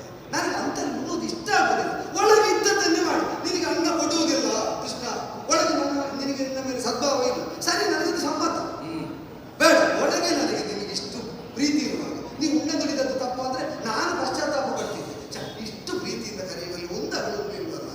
ನನಗೆ ಅದು ಒಳಗೊಂದು ಹೊರಗೊಂದು ರಾಜನೀತಿಯನ್ನು ನೀನು ಮನೆಯ ಅನ್ನಕ್ಕೆಲ್ಲ ಅದನ್ನು ಮಿಶ್ರ ಮಾಡಿ ನನ್ನನ್ನು ತಪ್ಪಾಗಿಸುವುದಕ್ಕೆ, ತಪ್ಪು ಮಾಡುವಂತೆ ಪ್ರಚೋದಿಸುವುದಕ್ಕೆ ಯಾಕೆ ಪ್ರಯತ್ನಿಸಿದೆ? ಅದಕ್ಕಿಂತ ನಾವು ಮಾತಾಡಿ ವಿಷಯ ಮುಗಿಸಬಹುದಲ್ಲ. ಕೃಷ್ಣ, ಒಳಗೊಂದು ಹೊರಗೊಂದನ್ನೇ ಕಾಣಿಸುವ ಉದ್ದೇಶ ಹೌದಾದ್ರೆ ನಿನ್ನಲ್ಲಿ ಬಾಯಿ ಬಿಟ್ಟು ಹೇಳಬೇಕಾಗಿ ಇರಲಿಲ್ಲ. ಈಗ ನಿನ್ನಲ್ಲಿ ನನಗಿರಬಹುದಾದಂತಹ ಒಂದು ವಿರೋಧ, ಆಗ್ರಹ ಅನ್ನೋದನ್ನು ಹೇಳಬೇಕು ಅನ್ನೋದು ನಿರ್ಬಂಧವು. ಯಾಕೆ ಕೋಪ ಕೇಳುವಾಗ ನಾನು ಕಾರಣ ಹೇಳಿಲ್ಲ. ಕೋಪ ಬರಬಾರ್ದುದಿಲ್ಲ, ವ್ಯಕ್ತಿಯಾದವನಿಗೆ ವ್ಯಾವಹಾರಿಕವಾಗಿ ಕೋಪಗಳು ಸಹಾಯ. ವಿದುರನನ್ನು ಯಾಕೆ ದಾಸಿಪುತ್ರ ಅಂತ ಆಕ್ಷೇಪ ಮಾಡಿದೆ?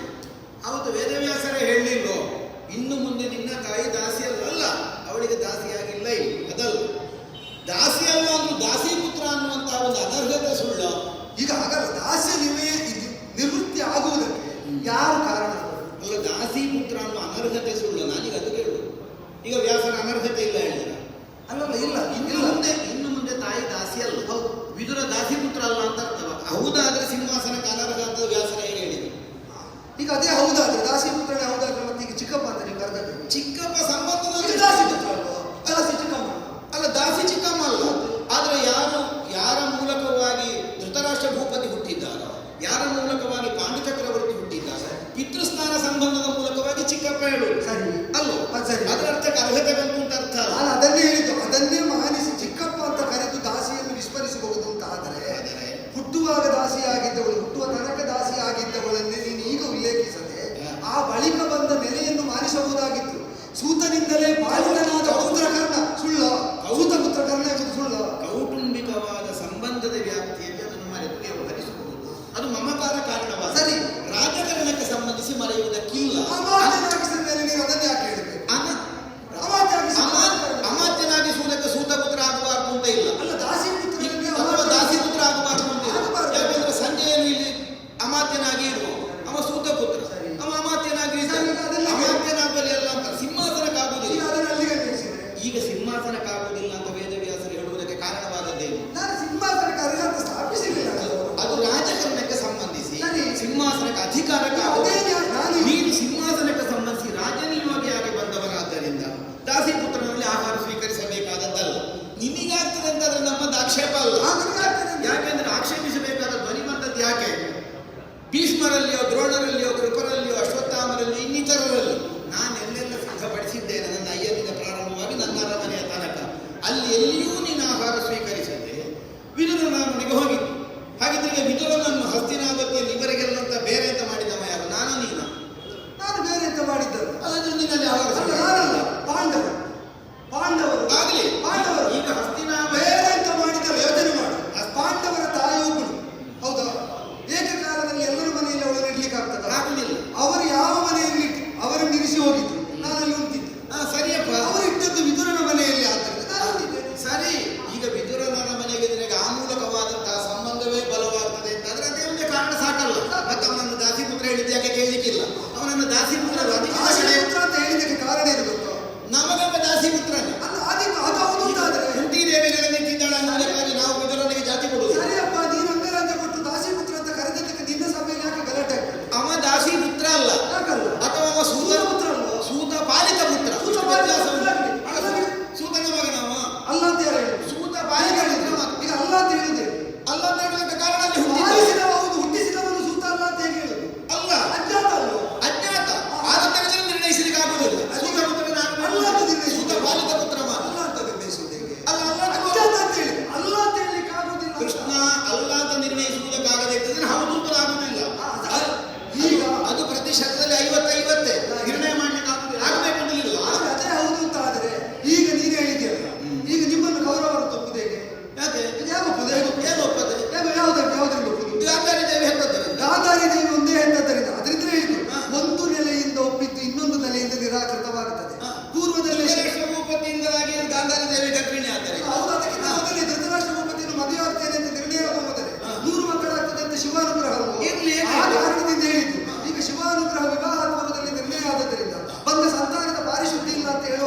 ಶಿವಾನುಗ್ರಹದ ಮೂಲಕವಾಗಿ ಮಕ್ಕಳಾದ್ರೆ ಮದುವೆ ಆಗುವುದಕ್ಕಿಂತ ಮೊದಲಾದದ್ದಲ್ಲ. ಅದೇ ಹೌದು ಅಂತಾದ್ರೆ ಧೃತರಾಷ್ಟ್ರ ಭೂಪತಿಯನ್ನು ಮದುವೆ ಆದ ಮೇಲೆ ಮಕ್ಕಳಾದದ್ದಲ್ಲ. ಆದ್ದರಿಂದ ಗುರು ಪರಂಪರೆ.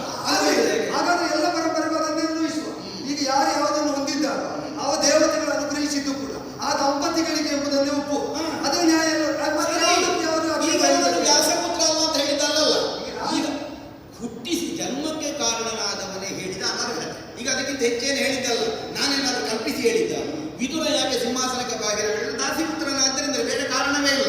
ವಿದ್ಯಾವಂತನಲ್ವೋ, ಸಮರ್ಥನಲ್ವೋ, ದೇಶ ನಡೆಸುವ ಸಾಮರ್ಥ್ಯ ಇಲ್ವೋ, ಎಲ್ಲ ಉಂಟು. ಸರ್ವಗುಣ ಸಂಪನ್ನನಾಗಿ ಸಂಚರಿಸಿದ್ರು ಒಂದೇ ಕೊರತೆ. ಯಾಕೆಂದ್ರೆ ಕ್ಷೇತ್ರ ದೋಷ. ಹುಟ್ಟಿದಂತಹ ಕ್ಷೇತ್ರ ಗೌರವೇಶ್ವರ ಅವನನ್ನು ಸಿಂಹಾಸನಕ್ಕೆ ಅರ್ಹ ಅಂತ ನಾನು ಬಿಂಬಿಸಲಿಲ್ಲ. ಕುರುಕುಲದಲ್ಲಿ ಅವನು ಮಾನ್ಯನಾದದ್ದು. ದಾಸಿ ಪುತ್ರನಾದವರನ್ನು ಈ ವಂಶದಲ್ಲಿ ಹುಟ್ಟಿದ ಪ್ರಾಜ್ಞರು ಒಪ್ಪುವ ಏಕೈಕ ವ್ಯಕ್ತಿ ಅಂತ ಹೇಳಿದ್ದು ನಿನ್ನ ಅಪ್ಪ, ನಾನಲ್ಲ. ಈ ವಂಶದ ಒಡಲಲ್ಲಿರುವ ಪ್ರಾಜ್ಞ ಸಮ್ಮತ ವ್ಯಕ್ತಿ ನೀನು ಅಂತ ನಿನ್ನವನ್ನಾಗಿ ಹೇಳಿದ್ದು ನಿನ್ನ ಅಪ್ಪ.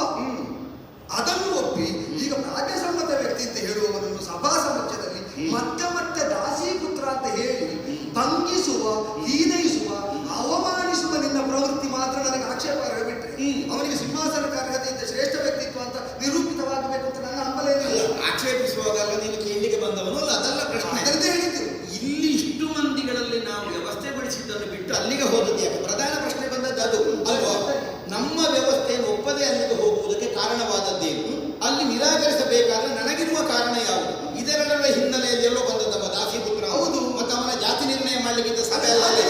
ನಾನು ಯಾಕೆ ಹೇಳಿದ್ದು ಅಂದ್ರೆ ನಾನು ಮುಂದೆ ನೆನೆ ತಪ್ಪು ಅಂತ ನೀನು ಆಕ್ಷೇಪಿಸುವಾಗ ಅದು ಸರಿಯಾದದ್ದು ಅಂತ ಹೇಳುವ ಬದ್ಧತೆ ನನಗೆ ಹುಣ್ಣುವುದಕ್ಕೆ ನಿನಗಿರಬಹುದಾದ ಹಿತಭಾವ ಏನು? ಅದನ್ನು ನೀನು ಹೇಳು. ಆಕ್ಷೇಪ ಅಲ್ಲ. ನಾನು ಆಕ್ಷೇಪಿಸಿದ್ದು ಯಾಕೆ ಕೇಳಲಿಕ್ಕಿಲ್ಲ.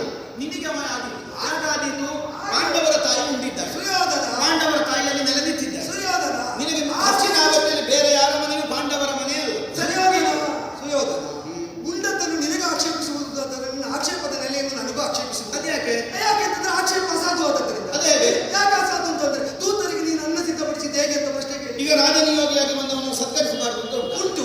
ಕಾರ್ಯಾಂತೆ ಗುಂಜತೆ ದೂತ ಇದು ರಾಜನೀತಿ ಅಲ್ಲ ಅಂತ ಹೇಳಿ. ಈಗ ಬಂದವನಿಗೆ ಊಟ ಕೊಡುವುದು ಬೇಡ ಅಂತಂದ್ರೆ ಅರ್ಥವ? ಕಾರ್ಯಾಂತೆ ಗುಂಜತೆ ದೂತ ಎಂಬ ರಾಜನೀತಿ ವಾಕ್ಯಕ್ಕೆ ಈಗ ಸಂಜಯ ರಾಯಭಾರಕ್ಕೆ ಬಂದ ಸಂಜೆ ಪಡೆಯುವುದಕ್ಕೂ ಕೊಡುವುದಕ್ಕೂ ಬಂದದ್ದಲ್ಲ. ಮತ್ತೆ ಪಡೆಯುವುದಕ್ಕೂ ಕೊಡುವುದಕ್ಕೂ ಬಂದದ್ದಲ್ಲ ಅಂತ ನಾನು ಪಡೆದುಕೊಂಡು ಹೋಗುವುದಕ್ಕೆ ಬಂದದ್ದು ಅಂತ ಅದನ್ನು ಸ್ಪಷ್ಟಪಡಿಸಿದ್ದೇನೆ. ದೂತನಾಗಿ ಕೊಡುಕೊಳ್ಳುವಿಕೆಯ ವ್ಯವಹಾರ ಇದ್ದವನು ಉಣ್ಣ ಕೂಡದು. ಯಾಕೆ ಅಂದ್ರೆ ಮತ್ತೆ ಪಡೆಯುವುದಕ್ಕಿದ್ದದಿಲ್ಲ. ಸತ್ಯ ಏನು ಕೊಡುವುದಕ್ಕೆ? ಹಾಗಿದ್ರೆ ಇಲ್ಲಿದ್ದ ವಿದುರನೇ ಪ್ರಮುಖರಾಗಿ ಇವರೆಲ್ಲ ರಾಜಕಾರಣ ತಿಳಿಯದೇ ಇದ್ದವರು. ಬಂದಂತಹ ಕೃಷ್ಣನನ್ನು ಸರಿಯಾಗಿ ಸತ್ಕರಿಸಿ ಸ್ವಾಗತಿಸಿ ಅವನನ್ನು ಗೌರವದಿಂದ ಕಳಿಸಬೇಕು ಹೇಳಿದ್ರಲ್ಲ. ಈಗ ನನ್ನ ಹೃದಯ ತಿಳಿಯದಿದ್ದವರು ಒಂದು. ಈಗ ಅದೇ ಹೌದು ಅಂತಾದರೆ ಈಗ ನೀನು ಮಾಡಿದ ಆಕ್ಷೇಪಕ್ಕೆ ಅವರು ಒಪ್ಪಿದ್ದ ಹೌದಾದರೆ ತಮ್ಮ ಮನೆಯಲ್ಲಿ ಉಣ್ಣದಿದ್ದವರನ್ನು ಈಗ ಯಾಕೆ ಸತ್ಕರಿಸಿದ್ರು? ಯಾರು? ಈಗ ಭೀಷ್ಮರು ಯಾಕೆ ಸತ್ಕರಿಸಿದ್ರು? ಆಸ್ಥಾನಕ್ಕೆ ಒಂದು. ಈಗ ನಾನು ಇನ್ನೊಂದು ಹೇಳ್ತೇನೆ. ಈಗ ನಾನು ಅವರ ಮನೆಯಲ್ಲಿ ಉಣ್ಣಿಲ್ಲ. ಈಗ ನಾನು ಪಟ್ಟ ನೀರನ್ನು ಪಾಂಡವರು ಪಟ್ಟ ನೀರನ್ನು ಅವರು ಸ್ವೀಕರಿಸುವುದಿಲ್ಲ ಅಂತ ಹೇಳ್ತೀಯ? ಈಗ ಭೀಷ್ಮರಿಗೆ ಬೇಕಾದ ನೀರನ್ನು ಪಾಂಡವರಲ್ಲಿ ಒಬ್ಬ ಕೊಡ್ತಾನೆ. ಅವರಲ್ಲಿ ನಾನು ಉಣ್ಣಿಲ್ಲ ಪಾಂಡವ ನಿಯೋಗಿಯಾಗಿ. ಭೀಷ್ಮರ ಅದನ್ನು ಕುಡಿಯುವುದಿಲ್ಲ ಅಂತ ಹೇಳ್ತೀಯ? ಅವರು ಸೌಹಾರ್ದದಿಂದ ಸ್ವೀಕರಿಸುವುದು ನಿನ್ನ ಚರ್ಯೆಯೇ ಕಾರಣ ಎಲ್ಲರೂ ಕೃಷ್ಣರಲ್ಲ ಈ ಪ್ರಪಂಚದಲ್ಲಿ. ನೀನೀಗ ಕೊಟ್ಟದ್ದನ್ನು ಸ್ವೀಕರಿಸದೆ ಹೋಗಬಹುದು. ನಮ್ಮಲ್ಲಿ ಔದಾರ್ಯ ಹೆಚ್ಚು ನಾವು ಕೊಡುವುದನ್ನು ತಗೊಳ್ಬಹುದು. ನಮ್ಮವರನ್ನು ಬೇರೆ ಅದಕ್ಕೂ ಇದಕ್ಕೂ ಸಂಬಂಧ ಇಲ್ಲ. ನೀನು ಯಾಕೆ ವ್ಯವಹರಿಸದೆ ಅನ್ನುವುದು ಮಾತ್ರ ಪ್ರಶ್ನೆ. ಅದಕ್ಕೆ ನೀನೊಂದು ಕಾರಣ ಕೊಟ್ಟಿದ್ದ. ರಾಜನಿಯೋಗಿಯಾಗಿ ಬಂದ ನನಗೆ ಉಣ್ಣುವುದಕ್ಕಾಗುವುದಿಲ್ಲ. ಯಾಕೆ ಉಣ್ಣಬಾರದು? ಸ್ವಜನರಲ್ಲದೇ ಇದ್ದವರಲ್ಲಿ ಉಣ್ಣಕೂಡದು. ಅದಲ್ಲ ನ್ಯಾಯ ಅದಲ್ಲ. ಈಗ ರಾಜನಿಯೋಗಿಯಾಗಿ ಬಂದವನಿಗೆ ಸಂಧಾನಕಾರನಾದವನಿಗೆ ಪಡ್ಕೊಂಡು ಹೋಗ್ಲಿಕ್ಕೆ ಎರಡು ಕಾರಣದಿಂದ. ಒಂದು, ನಿನ್ನ ಕುರಿತಾಗಿ ಒಂದು ಅಪವಾದ ಬರಬಹುದು ಅನ್ನುವ ಭೀತಿ. ಮೊದಲೇ ಅವನು ಉಂಡಿದ್ದಾನೆ, ಅವರೊಳಗೆ ಎಂತೆಂದು ಆಗಿದೆ. ಮೊನ್ನೆ ದಿವಸ ರಾತ್ರಿ ಮಾತನಾಡುವಾಗಲೇ ಅಲ್ಲಿ ಒಟ್ಟಾಗಿ ಉಂಡಿದ್ದಾರೆ. ಆದ್ದರಿಂದ ಅವನೇನೋ ಲಾಭ ತೆಗೆದುಕೊಂಡು ಇಲ್ಲಿಗೆ ಕಡಿಮೆ ತೆಗೆದುಕೊಂಡು ಬಂದಿದ್ದಾನೆ ಒಂದು ಅಪವಾದ ನನಗೆ ಬಂದಿತ್ತು ಅನ್ನೋ ಭೀತಿ. ಇನ್ನೊಂದು, ಆ ಅಪವಾದ ಬರಬಹುದಾದ ಸಂಭವವಿರುವುದರಿಂದ ಉಣ್ಣಕೂಡದು ಅನ್ನೋದು ಶಾಸ್ತ್ರ. ಅದು ಭೀತಿಯೂ ಅಲ್ಲ. ನೀನು ಯೋಚನೆ ಮಾಡು. ಅಪವಾದ ಸಾಧ್ಯತೆ, ಅಪವಾದಕ್ಕೆ ಈಡಾಗದಿರುವುದು ವಿವೇಕ ಬಿಟ್ಟರೆ ಅಪವಾದ ಬಂದ್ರೆ ಏನೋ ಆಗುತ್ತೆ. ಭೀತಿಯ ಮುನ್ನೆಚ್ಚರಿಕೆ ಹೊಂದುವುದು ಯಾಕೆ? ಅಂತದೊಂದು ಬರ್ತದೆ ಅನ್ನೋ ಕಾರಣಕ್ಕೆ ಅಲ್ಲ. ಆ ಮುನ್ನೆಚ್ಚರಿಕೆಗಾಗಿ ನೀನು ಉಣ್ಣದೆ ಉಳಿದು. ಇದರ ಅರ್ಥ ಏನು? ಏನನ್ನು ಸೂಚಿಸ್ತದೆ? ಹಸ್ತಿನಾವತಿಯಲ್ಲಿ ಧೃತರಾಷ್ಟ್ರ ಭೂಪತಿಯನ್ನು ಮೊದಲುಕೊಂಡು ಕೌರವನ ತನಕವು ವಿದುರನೊಬ್ಬನನ್ನು ಹೊರತುಪಡಿಸಿದರೆ ಯಾರ ಮನೆಯಲ್ಲಿಯೂ ಪಾಂಡವರ ಪಾಳೆಯದವರು ಈಗ ಉಣ್ಣುವ ಪರಿಸ್ಥಿತಿ ಇಲ್ಲ. ಯಾರ ಅಲ್ಲ, ನಾನು ಆಗ ಮಾತ್ರ ಆಗುದಿಲ್ಲ. ಅದು ಅರ್ಧಜರತೆ ನ್ಯಾಯ. ಅದೇ ಯಾಕೆ? ಯಾರ ಮನೆಯಲ್ಲೂ ಉಣ್ಣಬಹುದಾಗ್ತದೆ. ಪಾಂಡವ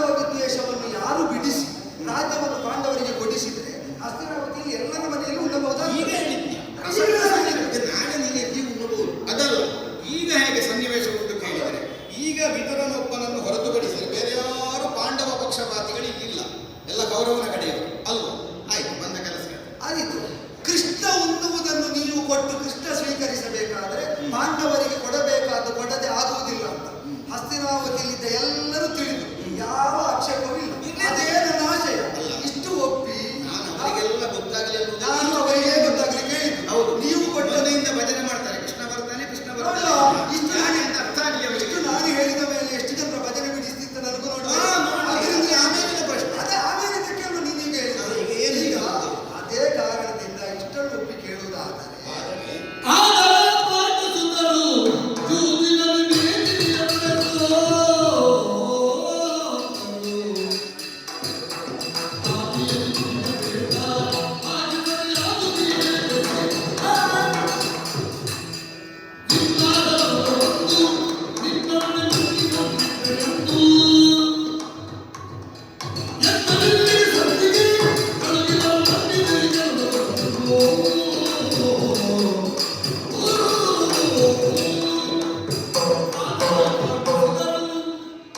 ಇಷ್ಟಾಗಿ ಪಾಂಡವರಿಗೆ ಕೊಡಬೇಕಾದದನ್ನು ಕೊಟ್ಟು ಕೃಷ್ಣನು ಉಣ್ಣುವಂತೆ ಪಾಂಡವರು ಸ್ವೀಕರಿಸುವಂತೆ ಆಗಬೇಕು ಅಂತ ಆದರೆ ಪಾಂಡವರ ಜೂಜಿನಲ್ಲಿ ಸೋತದ್ದು ಭೂಭಾಗ.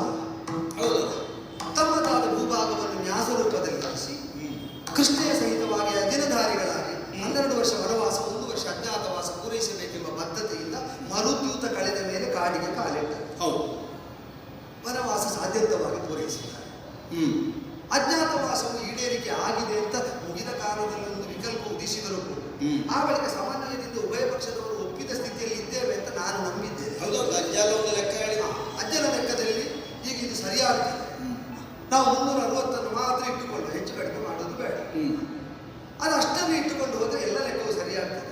ಅವರು ಅಜ್ಞಾತವಾಸವನ್ನು ಯಾಕೆ ಅಂದರೆ ಒಂದು ನಿರ್ಣಯ ಹೀಗೆ ಹಿರಿಯರು ಹೇಳಿದಲ್ಲಿ ಯಾಕೆ ಒಪ್ಪಬೇಕಾಗ್ತದೆ ಅಂದರೆ ಆ ಸಮಸ್ಯೆ ಬಂದದ್ದೇ ಪೂರ್ವದಲ್ಲಿ ಯಾವ ಮಾನಕ್ಕೆ ಅನುಗುಣವಾಗಿ ಹೊರಟು ನಿಂತ ದಿನದಿಂದ ಗಣನೆ ತೊಡಗಬೇಕು ಅಂತ ನಿರ್ಣಯ ಇಲ್ಲದೆ ಅದು ನಮ್ಮದು ಇಬ್ಬರದ್ದು ಒಂದೇ ಮಾನವೇ ಅಲ್ಲ. ಅದೇ ಅದೇ ಅದೇ ಮಾಡುವವರು ಅನುಸರಿಸುವವನೊಂದು ಮಾನ, ಹೇಳುವವರದ್ದು ಮತ್ತೊಂದು ಮಾನ ಅಂತ ಅಂದರೆ ತೊಡಕಾಗ್ತದೆ. ಆ ಕಾರಣದಿಂದ ಮನೋವೃತ್ತಿ ಮಾನಾದಿಗಳಲ್ಲಿ ಭಿನ್ನ ಭಿನ್ನತೆ ಇದ್ದದ್ರಿಂದ ಈಗ ಸರ್ವಮಾನ್ಯತೆಯನ್ನು ಹೊಂದಿದ ಭೀಷ್ಮರು ಹೇಳಿದ್ದನ್ನು ನಾವು ಅಂಗೀಕರಿಸುವ ಮಾನ ಅಂತ ಅಂಗೀಕರಿಸಿದ್ರೆ ಅವರ ವನವಾಸ ಅಜ್ಞಾತವಾಸಗಳನ್ನು ಈಡೇರಿಸಿ ಆಗಿದೆ. ಭಾಷೆ ಸರಿಯಾದದ್ದು ಈವರೆಗೆ ಸಿದ್ಧ. ಇನ್ನಾದರೂ ಅವರು ಇನ್ನು ಅವರು ಬರಬೇಕು ಅಂತ ಹೊರಟ ಕಾಲದಲ್ಲಿ ಏನೋ ಅಪಸ್ವರಗಳು ಕೇಳಿ ಇಲ್ಲ ಮೊದಲಿಗೆ ಕೇಳಿದ್ದದೆ ಅವಧಿ ಪೂರೈಕೆ ಆಗಲಿಲ್ಲ. ಆ ಬಳಿಕ ಬಂದು ನಾವು ಹೇಳಿ ಕಳಿಸಿದವರ ಶತಾನಂದರಲ್ಲಿ ಬಂದು ವೈರಿಗಳು ವೈರಿಗಳು ಅದು ಯಾವ ನೆರೆ ವೈರಿ ಸುಹೃದ್ಯುತ ಅಂತ ಆಡಿದ ಹಣಕ್ಕೆ ಅನುಗುಣವಾಗಿ ವಿಶ್ವಾಸದಿಂದ ಮರಳುವಾಗ ಕೊಡ್ತೀರಿ ಎಂಬ ಭಾವದಿಂದ ಇಟ್ಟಂತಹ ನ್ಯಾಸರೂಪದ ಭೂಮಿಯನ್ನು ಮರಳಿಸುವುದಕ್ಕಾಗುವಾಗ ಅದು ನ್ಯಾಸರೂಪದಲ್ಲಿ ಇದ್ದದ್ದೇ ಅಲ್ಲ ಎಂಬ ಭಾವವನ್ನು ಹೊಂದಿದೆ. ಅದು ನಮ್ಮದೀಗ ನಮ್ಮ ವಶದಲ್ಲಿರುವುದು. ಮರಳಿ ಕೊಡಬೇಕು ಅಂತ ಆದರೆ ಕ್ಷತ್ರಿಯೋಚಿತವಾಗಿ ವೈರಿಗಳನ್ನು ಅನುವರ್ತಿಸುವಂತೆ ವಿರೋಧ ಮುಖದಲ್ಲಿ ಆಯುಧದ ಮನೆಯಲ್ಲಿ ಪಡೆಯಬೇಕು ಅಂತ ಹೇಳಬೇಕು. ಎಲ್ಲೋ ಮನಸ್ಥಿತಿಯಲ್ಲಿ ವ್ಯತ್ಯಯ ಆದಾಗ ಇನ್ನಾದರೂ ಅವರು ಬಂದು ಮುಂದಿನಂತೆ ಇರ್ತಾರೆ. ಅವರದನ್ನು ಅವರು ಹೊಂದಿಕೊಂಡು ಹಾಗೆ ಇರುವುದಕ್ಕೆ ನನ್ನನ್ನು ಇಲ್ಲಿಗೆ ಕಳಿಸಿ. ಈಗ ಏನು ಸಮಸ್ಯೆ? ಸಮಾಜದಲ್ಲಿ ನಮ್ಮ ಹತ್ರ ಅವರಿಗೆ ಹಿತ ಭಾಗವೇ ಇಲ್ಲಲ್ಲ. ಆಚೀಚೆ ಹೋಗುವಲ್ಲ ಕಣ್ಣು ಕೆಂಪು ಮಾಡ್ತಾರೆ ಅಲ್ಲ, ಆಚೀಚೆ ಹೋಗುವಾಗ ಈಗ ಅವರು ಮಾಡ್ತಾ ಇರುವಾಗ ನಮ್ಮ ಮೇಲೆ ಆಕ್ರಮಣ ಮಾಡ್ತಾರೆ. ಈಗ ಅವರು ನಿಮ್ಮ ಸುದ್ದಿಯಲ್ಲಿ ಇಲ್ಲದಿರುವಾಗ ನೀವು ಆಕ್ರಮಣ ಮಾಡಿರೋದು ಅಲ್ಲ, ನಾವುದಲ್ಲ. ಹೌದಾ?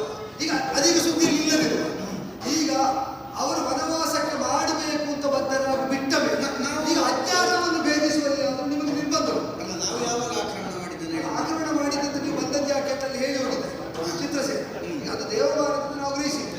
ಬಂದ ಚಿತ್ರಸೇನೆ ಅವರ ಉದ್ದೇಶ ಏನು ಎಂಬುದನ್ನು ಹೇಳಿ ಪಾಂಡವರ ನಾಶ ಅಲ್ಲ, ಪಾಂಡವರಿಗೆ ಉಪದ್ರ ಕೊಡುವುದು ಅಂತೇಳಿ ಅವರ ಹೊಟ್ಟೆ ಉರಿಸುವುದು. ಪಾಂಡವರ ಮುಂಭಾಗದಲ್ಲಿ ನಮ್ಮ ವೈಭವ ಅದನ್ನೇ ನಾಶ ಅಲ್ಲ. ನಾಶ ಅಂತ ಏನೂ ಇಲ್ಲ. ನಿಮ್ಮ ಮುಂಭಾಗದಲ್ಲಿ ತಮ್ಮನ್ನು ತಾವು ಪ್ರದರ್ಶಿಸ್ತಾ ನಿಮಗೆ ಕೀಟಲೆ ಕೊಡ್ತಾ ಹೊಟ್ಟೆವರು ಉಂಟು ಮಾಡಬೇಕೆಂಬ ದುರಾಶೆಯನ್ನು ಇರಿಸಿಕೊಂಡು ಕೌರವಾದ್ಯರು ಬಂದದ್ದರಿಂದ ಆ ಆಶಯವನ್ನು ಅದನ್ನು ಭಂಗಿಸುವುದಕ್ಕೆ ನಾವು ಹೊರಟದ್ದು ಚಿತ್ರಸೇನಾದಿಗಳು ಹೇಳಿ ಧರ್ಮಜನಿಂದ ಸತ್ಕೃತರಾಗಿ ಮರಳಿದ್ದಾರೆ. ಈಗ ಅದನ್ನೇ ಪ್ರಮಾಣ ಅಂತ ನಾವು ಅಂಗೀಕರಿಸಿದ್ರೆ ಚಿತ್ರಸೇನ ಬಂದದ್ದು ಯಾಕೆ ಅಂತ ಹೇಳಿದ್ದಾರೆ, ದುರ್ವಾಸರು ಬಂದದ್ದು ಯಾಕೆ ಅಂತ ಹೇಳಿದ್ದಾರೆ, ಕಳಿಸಿಕೊಟ್ಟವರು ಯಾರು ಅಂತ ಹೇಳಿದ್ದಾರೆ. ಈಗ ಅದು ನಾಶಕಲ್ಲ ಅಂತ ಹೇಳಲಿಕ್ಕಿಲ್ಲ. ಅಲ್ಲಪ್ಪ, ಪಾಂಡವರ ನಾಶಕ್ಕೆ ಏನೆಲ್ಲ ಮಾಡ್ಬೋದು ಅದನ್ನೆಲ್ಲ ಆಗಾಗ ನಾವು ಮಾಡ್ತಾ ಇದ್ದೇವೆ. ನಾಶಕಲ್ಲ, ವೈಭವಕ್ಕೆ ಮಾತ್ರ ಅಂತ ಹೇಳಿದ್ದೆ ಕೇಳಿದ್ದು.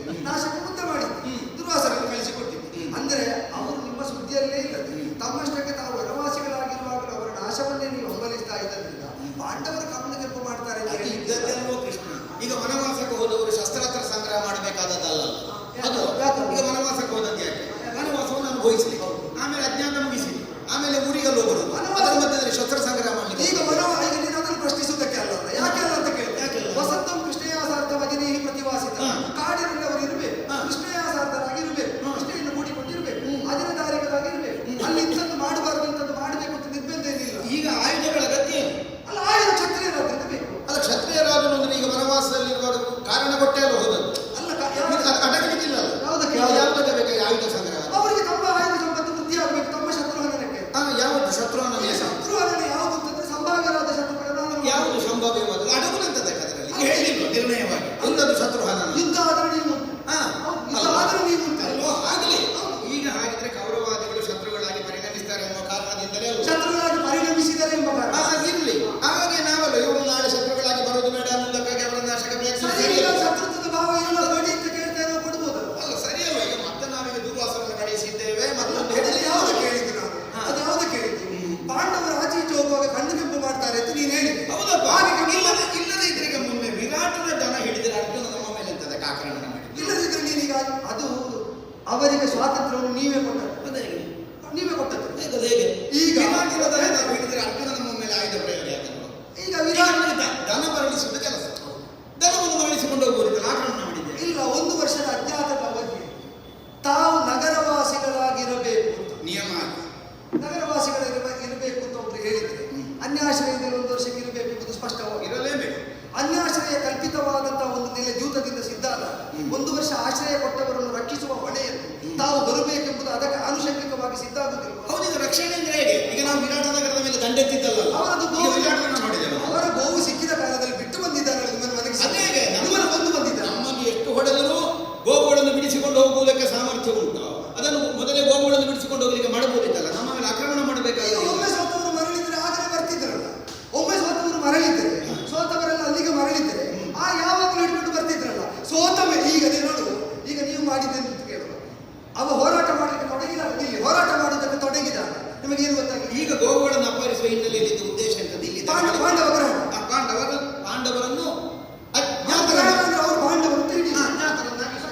ಈಗ ನಮ್ಮ ಮುಂಭಾಗ ಹೋರಾಟಕ್ಕೆ ಬಂದದ್ದು ಅರ್ಜುನನಾಗಿ ಅವರ ವೇಷಾಂತರದಲ್ಲ. ಇಲ್ಲ, ಅರ್ಜುನನಾಗಿ ಅವ ಬಂದಲ್ಲ. ಬಂದವ ಹೇಳಬೇಕಂತ ಹೋರಾಟ ಅಲ್ಲ. ಈಗ ನೀವು ನನ್ನನ್ನು ಗುರುತು ಹಿಡಿಯುವುದಕ್ಕೆ ನೀವು ಬಂದಿದ್ದೀರಿ. ದನ ಇಟ್ಲಾಗಿ ಕೊಡಿ, ನಾವು ಊರಿಗೆ ಹೋಗಿ ಇದೆಲ್ಲ ಹೇಳಬೇಕು. ಈಗ ಅರ್ಜುನ ಅಂತ ಗೊತ್ತಾಗಿದೆ. ಹೋರಾಟಕ್ಕೆ ಬಂದದ್ದು ಯಾವಾಗ ಆಗಲೇ ಗೊತ್ತಾಗಿದೆ. ಹೋರಾಟಕ್ಕೆ ಬರುವಾಗ ಯಾವ ಹೋರಾಟ? ಎಲ್ಲರೂ ಹೋರಾಟ ಮಾಡಿದ್ದಾರೆ. ಎಷ್ಟೋ ಜನರಲ್ಲಿ ಇದ್ದಂತಾಗಿ ಹೌದಪ್ಪ. ಯಾವಾಗ ಗೊತ್ತಾಗಿದೆ? ಮೊದಲಿಗೆ ಹೋರಾಟದ ಕಣದಲ್ಲಿ ಕಾಣಿಸಿಕೊಂಡಾಗಲೇ ಗೊತ್ತಾಗಿದೆ. ಗೊತ್ತಾದ ಮೇಲೆ ಮತ್ತೆ ಹೋರಾಟ ಈಗ ನಮ್ಮ ಮೇಲೆ ಶರಪ್ರಯೋಗ ಮಾಡಿದವೇ. ಈಗ ಅರ್ಜುನ ಬಂದವ ಏನು ಹೇಳಬೇಕಾಗ ನನ್ನನ್ನು ಗುರುತ ಹಿಡಿಯಲಿಕ್ಕೆ ಅದು ನಿಮಗೆ ಅರ್ಥ ಅಲ್ಲ. ಗೋಗ್ರಹಣ ಮಾಡಿದ್ದು ಪಾಂಡವರನ್ನು ಗುರುತ ಹಿಡಿಯುವುದಕ್ಕೆ. ಈಗ ಹೊಡಿತಾ ಬಂದದ್ದು ಎದುರಾಳಿಯಾಗಿ ಬಂದವರನ್ನು ಒಳಗಿಸಿದ್ದು ಪಾಂಡವರಲ್ಲಿದ್ದಾರೆ ಅಂತ ಗೊತ್ತಾಗಿದೆ. ಅರ್ಜುನ ಬಂದಾಗಲೇ ಗೊತ್ತಾದಾಗ ಹಿಡಿದ ಗೋವು ಬಿಡುವುದು, ನಮ್ಮ ಪಾಂಡವರು ಇರುವುದು ಗೊತ್ತಾಯ್ತು. ಊರಿಗೆ ಬರುವುದು ಯಾಕೆ ಹೋರಾಟ ಮಾಡಿದೆ? ನಮ್ಮ ಮೇಲೆ ಶಸ್ತ್ರ ಪ್ರಯೋಗ ಮಾಡುವುದಕ್ಕೆ ಸಿದ್ಧನಾಗಿ ನಿಂತಿದ್ಯಾ? ಗೋವುಗಳನ್ನು ಹಿಡಿದ ಕಾಲದಲ್ಲಿ ಅವರೇ ಗೋವುಗಳನ್ನು ಬಿಟ್ಟ ಮೇಲೆ ಹೊಡೆದಿದ್ದಾರೆ. ಪಾಂಡವರನ್ನು ಗ್ರಹಿಸುವುದಕ್ಕಾಗಿ ನಮ್ಮದಾದ ಕ್ರಿಯೆ ಅನ್ನುವುದು ಅರ್ಥವಾಗಿದೆ. ಆದರೆ ಅವರ ರಥ ಬಿಲ್ಲು ಹಿಡ್ಕೊಂಡು ಬರಬೇಕಾದ ಇಲ್ಲ, ಅವರಿಗೆ ಅದಲ್ಲ.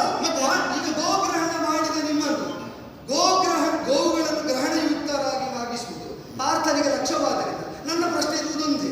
ನಿಮಗೆ ಹೊಡೆಯಬೇಕು ಅಂತ ಅರ್ಜುನ ಹೊಡೆದದ್ದಾದರೆ, ಗೋವುಗಳನ್ನು ಬಿಡಿಸಬೇಕು ಅಂತ ಹೊಡೆದದ್ದಾದರೆ ಸರಿ. ಗೋವುಗಳನ್ನು ನೀವು ಬಿಟ್ಟ ಮೇಲೆ ಅರ್ಜುನ ಹೊಡೆದಿದ್ದಾನೆ ಅಲ್ಲ. ಗೋವುಗಳನ್ನು ಬಿಟ್ಟ ಮೇಲೆ ನಾವು ಹೋರಾಟಕ್ಕೆ ಬಂದ ಕಾರಣ ಬಿಡದೇ ಇರುವ ಸ್ಥಿತಿ ಆದದ್ದು. ನೀವು ಬಿಡದಿದ್ದರಿಂದ ಹೋರಾಟ ಮಾಡಿದ್ದು. ಈಗ ಯುದ್ಧಾರಂಭ ಆದದ್ದಿಲ್ಲ. ಗೋಗ್ರಹಣ ಮಾಡಿದ ಗೋವುಗಳನ್ನು ನಾವು ಮಾಡಿದವಲ್ಲ. ಗೋವುಗಳನ್ನು ಗ್ರಹಿಸುವುದರಲ್ಲಿ ಹಿನ್ನೆಲೆ ಇರುವ ಉದ್ದೇಶ ಏನು? ಪಾಂಡವರನ್ನು ಜ್ಞಾತರನ್ನಾಗಿಸುವುದು. ಈಗ ಅರ್ಜುನ ಮಾಡಬೇಕಾದ ಕೆಲಸ ಎಂತದ್ದು? ನಮ್ಮನ್ನು ಕಂಡುಹಿಡಿಯಲಿಕ್ಕೆ ಬಂದಿದ್ದೆ. ನಮ್ಮದು ಅವಧಿ ಪೂರ್ತಿಯಾಗಿ ನಾವೇ ಇಲ್ಲೇ ಇದ್ದೇವೆ ವಿರಾಟ ನಗರದಲ್ಲಿ. ಎಲ್ಲರೂ ನೀವು ದನ ಬಿಟ್ಟು ಹೋಗಿ ಎಲ್ಲರೂ ಹೇಳ್ಬೇಕು. ಅಲ್ಲ, ಈಗ ಯುದ್ಧ ಮಾಡಬೇಕಂತ ನೀವು ಯುದ್ಧದಲ್ಲಿ ಘೋಷಣೆ ಮಾಡಿದ್ದಲ್ಲ. ಅಲ್ಲ, ಹಾಗಿದ್ರೆ ನೀನು ಘೋಷಣೆ ಮಾಡಿದ ನಿನ್ನ ಮನದಲ್ಲಿ ಇದ್ದದ್ದನ್ನು ನಾವು ಗ್ರಹಿಸಿ ವರ್ತಿಸಬೇಕು.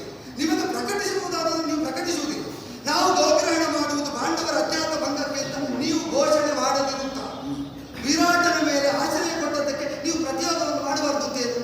ಈಗ ನಿಮ್ಮ ಉದ್ದೇಶ ಸ್ಪಷ್ಟ. ನೀವು ಮಾಡದಿರುತ್ತ ಪಾಂಡವರು ಹಾಗೆ ಮಾಡಬೇಕು ಹೀಗೆ ಮಾಡಬೇಕು ಅಂತ ನಿರ್ಬಂಧ ಇರಲಿಕ್ಕೆ ಆಗುವುದಿಲ್ಲ. ನೀವು ವಿರಾಟನ ಮೇಲೆ ಪ್ರತೀಕಾರವಾಗಿ ಎದುರು ಬಂದಿರಬಹುದು. ವಿರಾಟನ ಗೋ ಸಂಪತ್ತಿನ ಹಾನಿಗಾಗಿ ಬಂದಿರಬಹುದು. ಆಶ್ರಿತ ವತ್ಸರಗಳಾದಂತಹ ವಿರಾಟನನ್ನು ರಕ್ಷಿಸುವ ಉದ್ದೇಶದಿಂದ ಅವನ ಗೋಧನದ ಸಮೃದ್ಧಿಯನ್ನು ಉಳಿಸುವುದಕ್ಕಾಗಿ ಈಗ ಪಾಂಡವ ಮಧ್ಯವನಾದವನಿಗೆ ನಿಮಗೆ ಹೊಡೆಯುವ ಪ್ರಮೇಯವೂ ಬರಬಹುದು. ನಿಮ್ಮ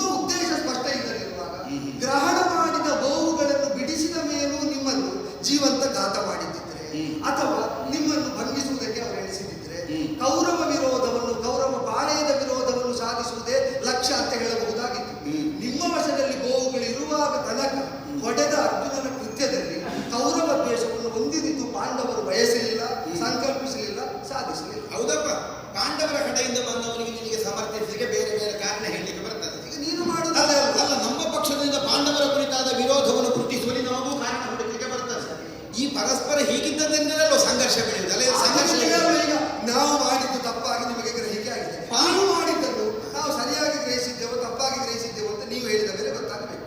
ಆಗ ಸಂಧಾನ ಕಾರಣದವರು ಪ್ರಸಕ್ತಿ ಬರುವುದಾ? ಆಗಲಿಪ್ಪ. ಈಗ ಪಾಂಡವರ ಕುರಿತು ವಿರೋಧ ಇರುವ ನನ್ನಲ್ಲಿಗೆ ಮತ್ತೆ ನಿನ್ನನ್ನು ಕಳಿಸಿದ್ದದ್ದು ಈಗ ಹೀಗೆ ತಪ್ಪಾಗಿ ನೀವು ತಿಳಿದು ಈಗ ನೋಡು ಒಂದು ಕಾರಣ ನೀವೇ ಹೇಳಿ ನನಗೆ ಪಾಂಡವರನ್ನು ಕಂಡರಾಗುವುದು ಅವರನ್ನು ಕಂಡಲ್ಲಿ ಹೊಡೆಯುವುದೇ ಉದ್ದೇಶ. ನಿನ್ನ ಅಗತ್ಯ ಹೌದಪ್ಪ, ಅದನ್ನೇ ಹೇಳಿಕ್ಕೆ ಬಂದದ್ದು.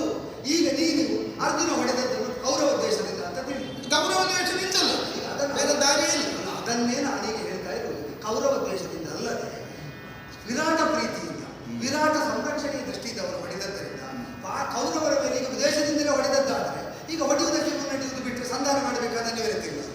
ಈಗ ಹೊಡೆಯುವುದಕ್ಕೆ ಸಮರ್ಥರುಂತಾದ್ರೆ ಯೋಚನೆ ಮಾಡಿ. ಕೌರವ ಪಾಳೆಯ ಒಗ್ಗೂಡಿ ಬರುವಾಗ ಒಬ್ಬ ಕೌರವನಿಗೆ ಮಾತ್ರ ಅಲ್ಲ, ಸಮಗ್ರ ಪಾಳೆಯಕ್ಕೆ ಹೊಡೆಯುವುದಕ್ಕೆ ಅರ್ಜುನ ಒಬ್ಬ ಬರ್ತಾನೆ ಅಂತ ಆದ್ರೆ 7 ಲಕ್ಷ ನಿಲ್ಲಿಸಿಕೊಂಡ ಕಾಲದಲ್ಲಿ ಹೊಡೆಯುವ ಹೋರಾಟ ಹೊರಡಬೇಕು ಮಾಡ್ಬೋದು. ಹೊರಲಿಲ್ಲ. ಯಾಕೆ ಅಂದ್ರೆ ಕೌರವರ ವಿದ್ವೇಷ ಅವರಲ್ಲಿಲ್ಲ. ನೀವು ತೋರಿದ ಯಾವುದನ್ನು ಸರಿಯಾಗಿ ತಪ್ಪಾಗಿ ಗ್ರಹಿಸಿ ತಾವು ಪ್ರತಿಕ್ರಿಯಿಸಬಹುದು ಬಿಟ್ಟರೆ ಸಾಂಸಾರಿಕವಾದ ಅನ್ಯೋನ್ಯತೆಯನ್ನು ಅನುಬಂಧವನ್ನು ಹಿರಿತನಕ ಮಾನ್ಯತೆಯನ್ನು ಕೊಟ್ಟು ಸಹವರ್ತಿಗಳಾಗಿ ಬದುಕುವ ಔದಾರ್ಯವನ್ನು ಅವರು ಉಳಿಸಿಕೊಂಡೇ ಇದ್ದದ್ದರಿಂದ ರಕ್ತ ಸಂಬಂಧಿಗಳ ಮಧ್ಯದಲ್ಲಿ ಸ್ವಕುಲಜನ ಮಧ್ಯದಲ್ಲಿ ವಿದ್ವೇಷಜನಕವಾದಂತಹ ಮಹಾ ಒಂದು ಬೇಡ ಎಂಬ ಕಾರಣಕ್ಕೆ ತಮಗೆ ಕೊಡಬೇಕಾದದ್ದನ್ನು ಅವರು ಬಿಟ್ಟು ಕೊಟ್ಟರು ಅಂತಾದರೆ ತಾವು ಯಾವ ಹೋರಾಟವೂ ಇಲ್ಲದೆ ಮುಂದಿನ ತಿರುಪೆವು ಅಂತ ಕಳಿಸಿಕೊಂಡರು. ಈಗ ಬಿಟ್ಟು ಕೊಟ್ಟರೆ ಅದೆಲ್ಲ ಹೋಗ್ತದೆ, ಎಲ್ಲ ದ್ವೇಷ ಪರಿಹಾರ ಆಗ್ತದೆ. ಮತ್ತೆ ನನ್ನ ಹತ್ರ ಅವರಿಗೆ ಯಾವ ಕೋಪವೂ ಇಲ್ಲ, ಮತ್ತೆ ಕೋಪ ಕೊಟ್ಟರೆ ನನ್ನಿಂದ ಏನು ಕೇಡಾಗಿದೆ ಅಂತ ತಿಳಿಯುವುದೇ ಯಾವುದು ಆ ಕೊಟ್ಟ ಮೇಲೆ ತಿಳಿದು. ಈಗ ಕೊಟ್ಟರೆ ಆ ಕೇಡನ್ನೆಲ್ಲ ನೀರು ಕೇಡು ಅಂತ ತಿಳಿದು ಬಿಟ್ಟಿದ್ದೆಂಬ ಭಾವದಿಂದ ತಿಳಿಯುವುದಿಲ್ಲ. ಅದೇ ಅಂತೂ ಅವರಿಗೆ ಈಗ ಭೂಮಿ ಸಿಕ್ಕಿತ್ತು ಅಂತಾದ್ರೆ ನಾನೇ ಮೊದಲು ಮಾಡಿದ್ದೆಲ್ಲ ಮರೆತು ಹೋಗ್ತಾರೆ. ಮರೀತಾರೋ? ಉದ್ದೇಶಪೂರ್ವಕವಾಗಿ ಹೇಳಿದ್ದಾರೆ ಮರೀತಾರೆ ಅಂತ. ನೀವು ಮಾಡಿದ ಎಲ್ಲ ಅಪರಾಧ ಮರೀತೇನೆ ಎಂದಿದ್ದಾರೆ. ಈಗ ಅವರಿಗೆ ಪ್ರಯೋಜನ ಆಗುವುದಾದ್ರೆ ಅವರಿಗೆ ಅದೆಲ್ಲ ನಷ್ಟ ಮರೆಯುತ್ತಾರೆ. ಅವರಿಗೆ ಪ್ರಯೋಜನ ಆಗುವುದಾದ್ರೆ ಮತ್ತೆ ಲೋಕಕ್ಕೆ ಹಿತವಾಗುವುದಿಲ್ಲ. ಮಹಾಯುದ್ಧವೊಂದನ್ನು ತಪ್ಪಿಸುವಂತಹ ನೆಲೆಯಾಗುತ್ತದೆ. ಹೌದೌದು, ಆ ಕಾರಣದಿಂದಲೇ ಅದು ಎಲ್ಲಿಯಾಗಿದೆ ಅಂದ್ರೆ ನೀವು ಗಂಡು ಮಕ್ಕಳು ಅಂತ ಹೇಳಿಕೊಂಡು ಪಾಂಡವರು 5 ಶಸ್ತ್ರ ಸಂಪದ, ಕೌರವರು 3 ಮಂದಿಯಲ್ಲಿದ್ದ ಶಸ್ತ್ರ ಸಂಪದ, ಇಷ್ಟನ್ನೇ ಬಣವಾಗಿಟ್ಟುಕೊಂಡು ಹೋರಾಟ ಮಾಡುವುದು ಅಂತ ಆದ್ರೆ ನೆಲೆ ನಿಲುವು ಅಭಿವ್ಯಕ್ತಿಗಳು ಭಿನ್ನವಾಗಿರ್ತಿದ್ದೋ ಏನು. ಆದರೆ ಯಾವಾಗ ಅದಕ್ಕೊಂದು ಜಗತ್ತನ್ನೇ ವ್ಯಾಪಿಸುವ ವಿಶಾಲವಾದ ಒಂದು ವ್ಯಾಪ್ತಿಯನ್ನು ಕಲ್ಪಿಸಿದ್ರು. ನೀವು ಅಕ್ಷವೇಣಿ ಬಲವನ್ನು ಸಂಚಯಿಸ್ತಾ ಹೋದ್ರಿ, ಅವರಿಗೂ ಹಿತೈಷಿಗಳಾದವರು ಅಕ್ಷವೇಣಿ ರೂಪದಲ್ಲಿ ಒದಗುತ್ತಾ ಬಂದರು.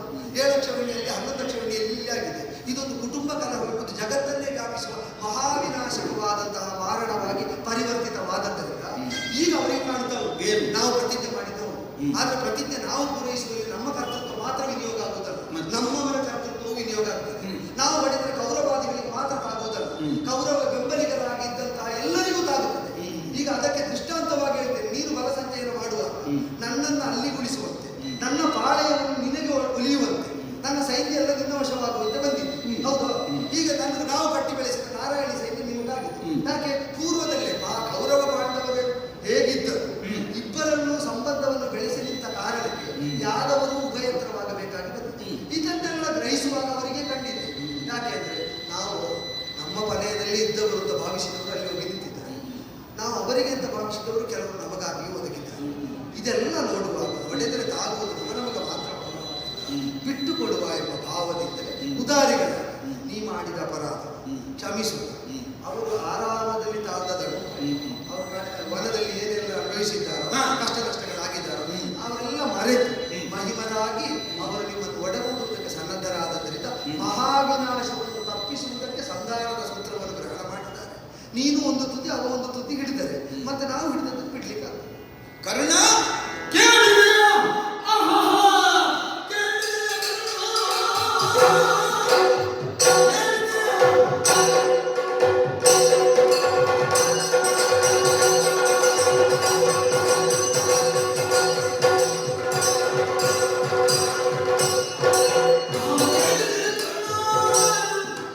Oh,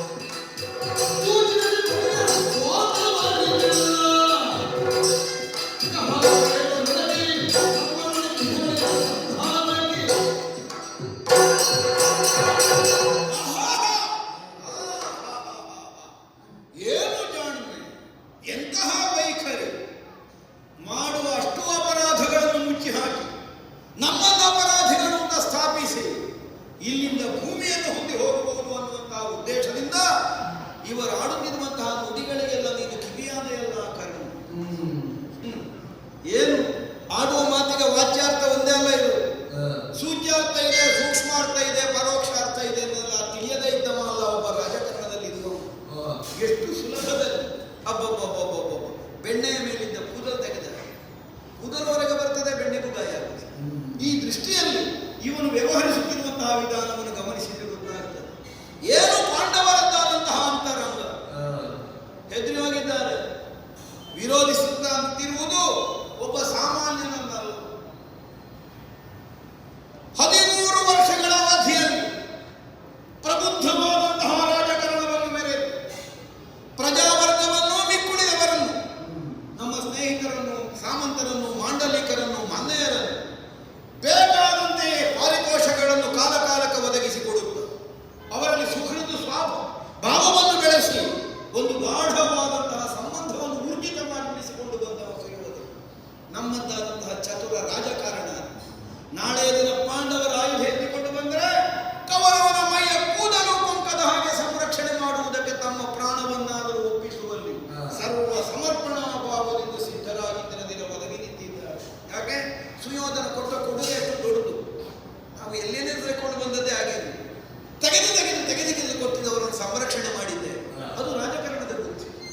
ಇದನ್ನೆಲ್ಲ ತಿಳಿದಂತಹ ಪಾಂಡವರು ಕಾದಾಡಿಗಳಾಗಿ ಬಡವರಾಗಿ ಹೋದವರು ಯುದ್ಧವನ್ನು ಮುಂದಕ್ಕೆ ನಿಂತವೆಂದಾದರೆ ನಮಗದು ಹಾನಿಕಾರಕವಾಗಿ ಪರಿಣಮಿಸುತ್ತದೆ ಅನ್ನುವಂತಹ ಭಯದಿಂದ ಸಂಧಾನ ಅನ್ನುವಂತಹ ಒಂದು ನಯನೀತಿಯನ್ನು ಪ್ರದರ್ಶಿಸಿ ಊರಿನ ಜನರ ಅನುಕಂಪವನ್ನು ಸಂಪಾದಿಸೋಣ, ಕಾಣುವವರ ಕಣ್ಣಿಗೆ ಸಂಭಾವಿತರಾಗುವುದು.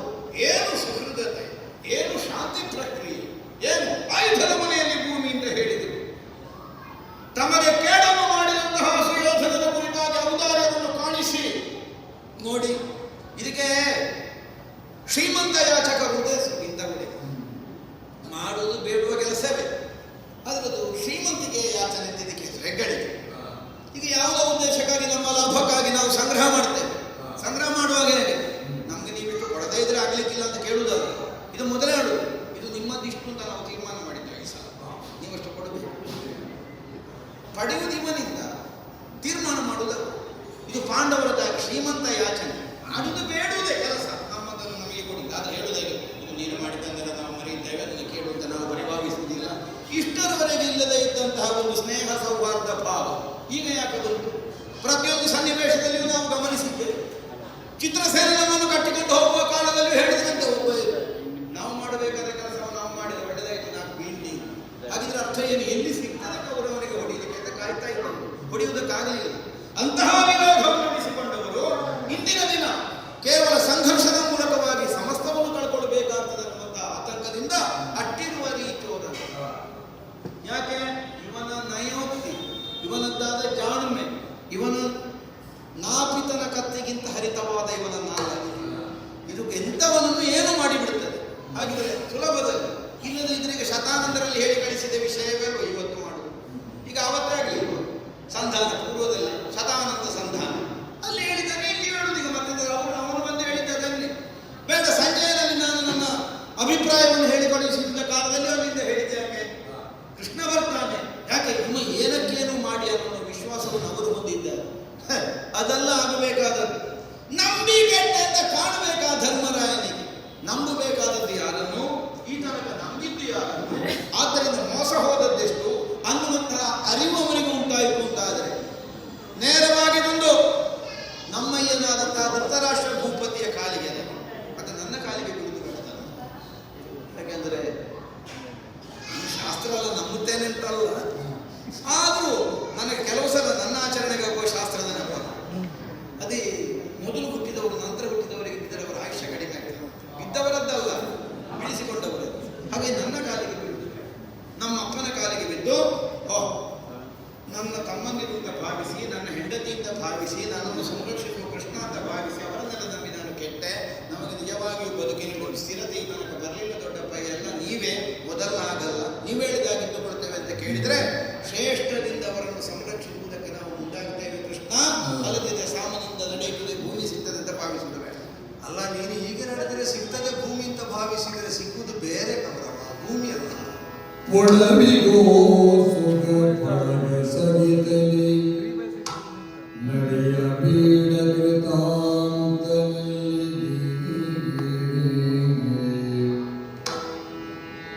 ಕೊಡುಕು ಶಸ್ತ್ರ ವರವೃಕಸ್ತಳ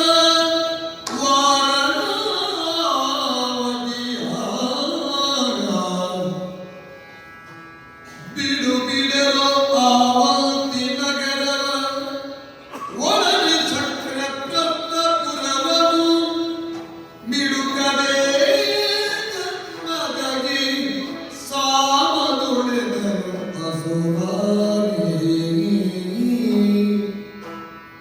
ಕೊಡಬಿಗೋ ಸುಗೆ ಪಡಗ ಸಗಿತಲಿ ನಡೆಯಬೇಡ ಕೃತಾಂತನಲ್ಲಿಗೆ ಕೊಡುಕು ಶಸ್ತ್ರ ಬಲಪ್ರಕಸ್ಥಳ ವಾರಣಾವತವ ಏನು ಲಯ. ಬಿಡು ಬಿಡು ಆವಂತಿ ನಗರ ಒಡನೆ ಶಕ್ರಪ್ರಸ್ಥಪುರವನು ಬಿಡುಗಡೆ ಜನ್ಮನಿಗೆ ಸಾಮದೊಡನು ಅಸುರಾರಿ ಕುರುರಾಯ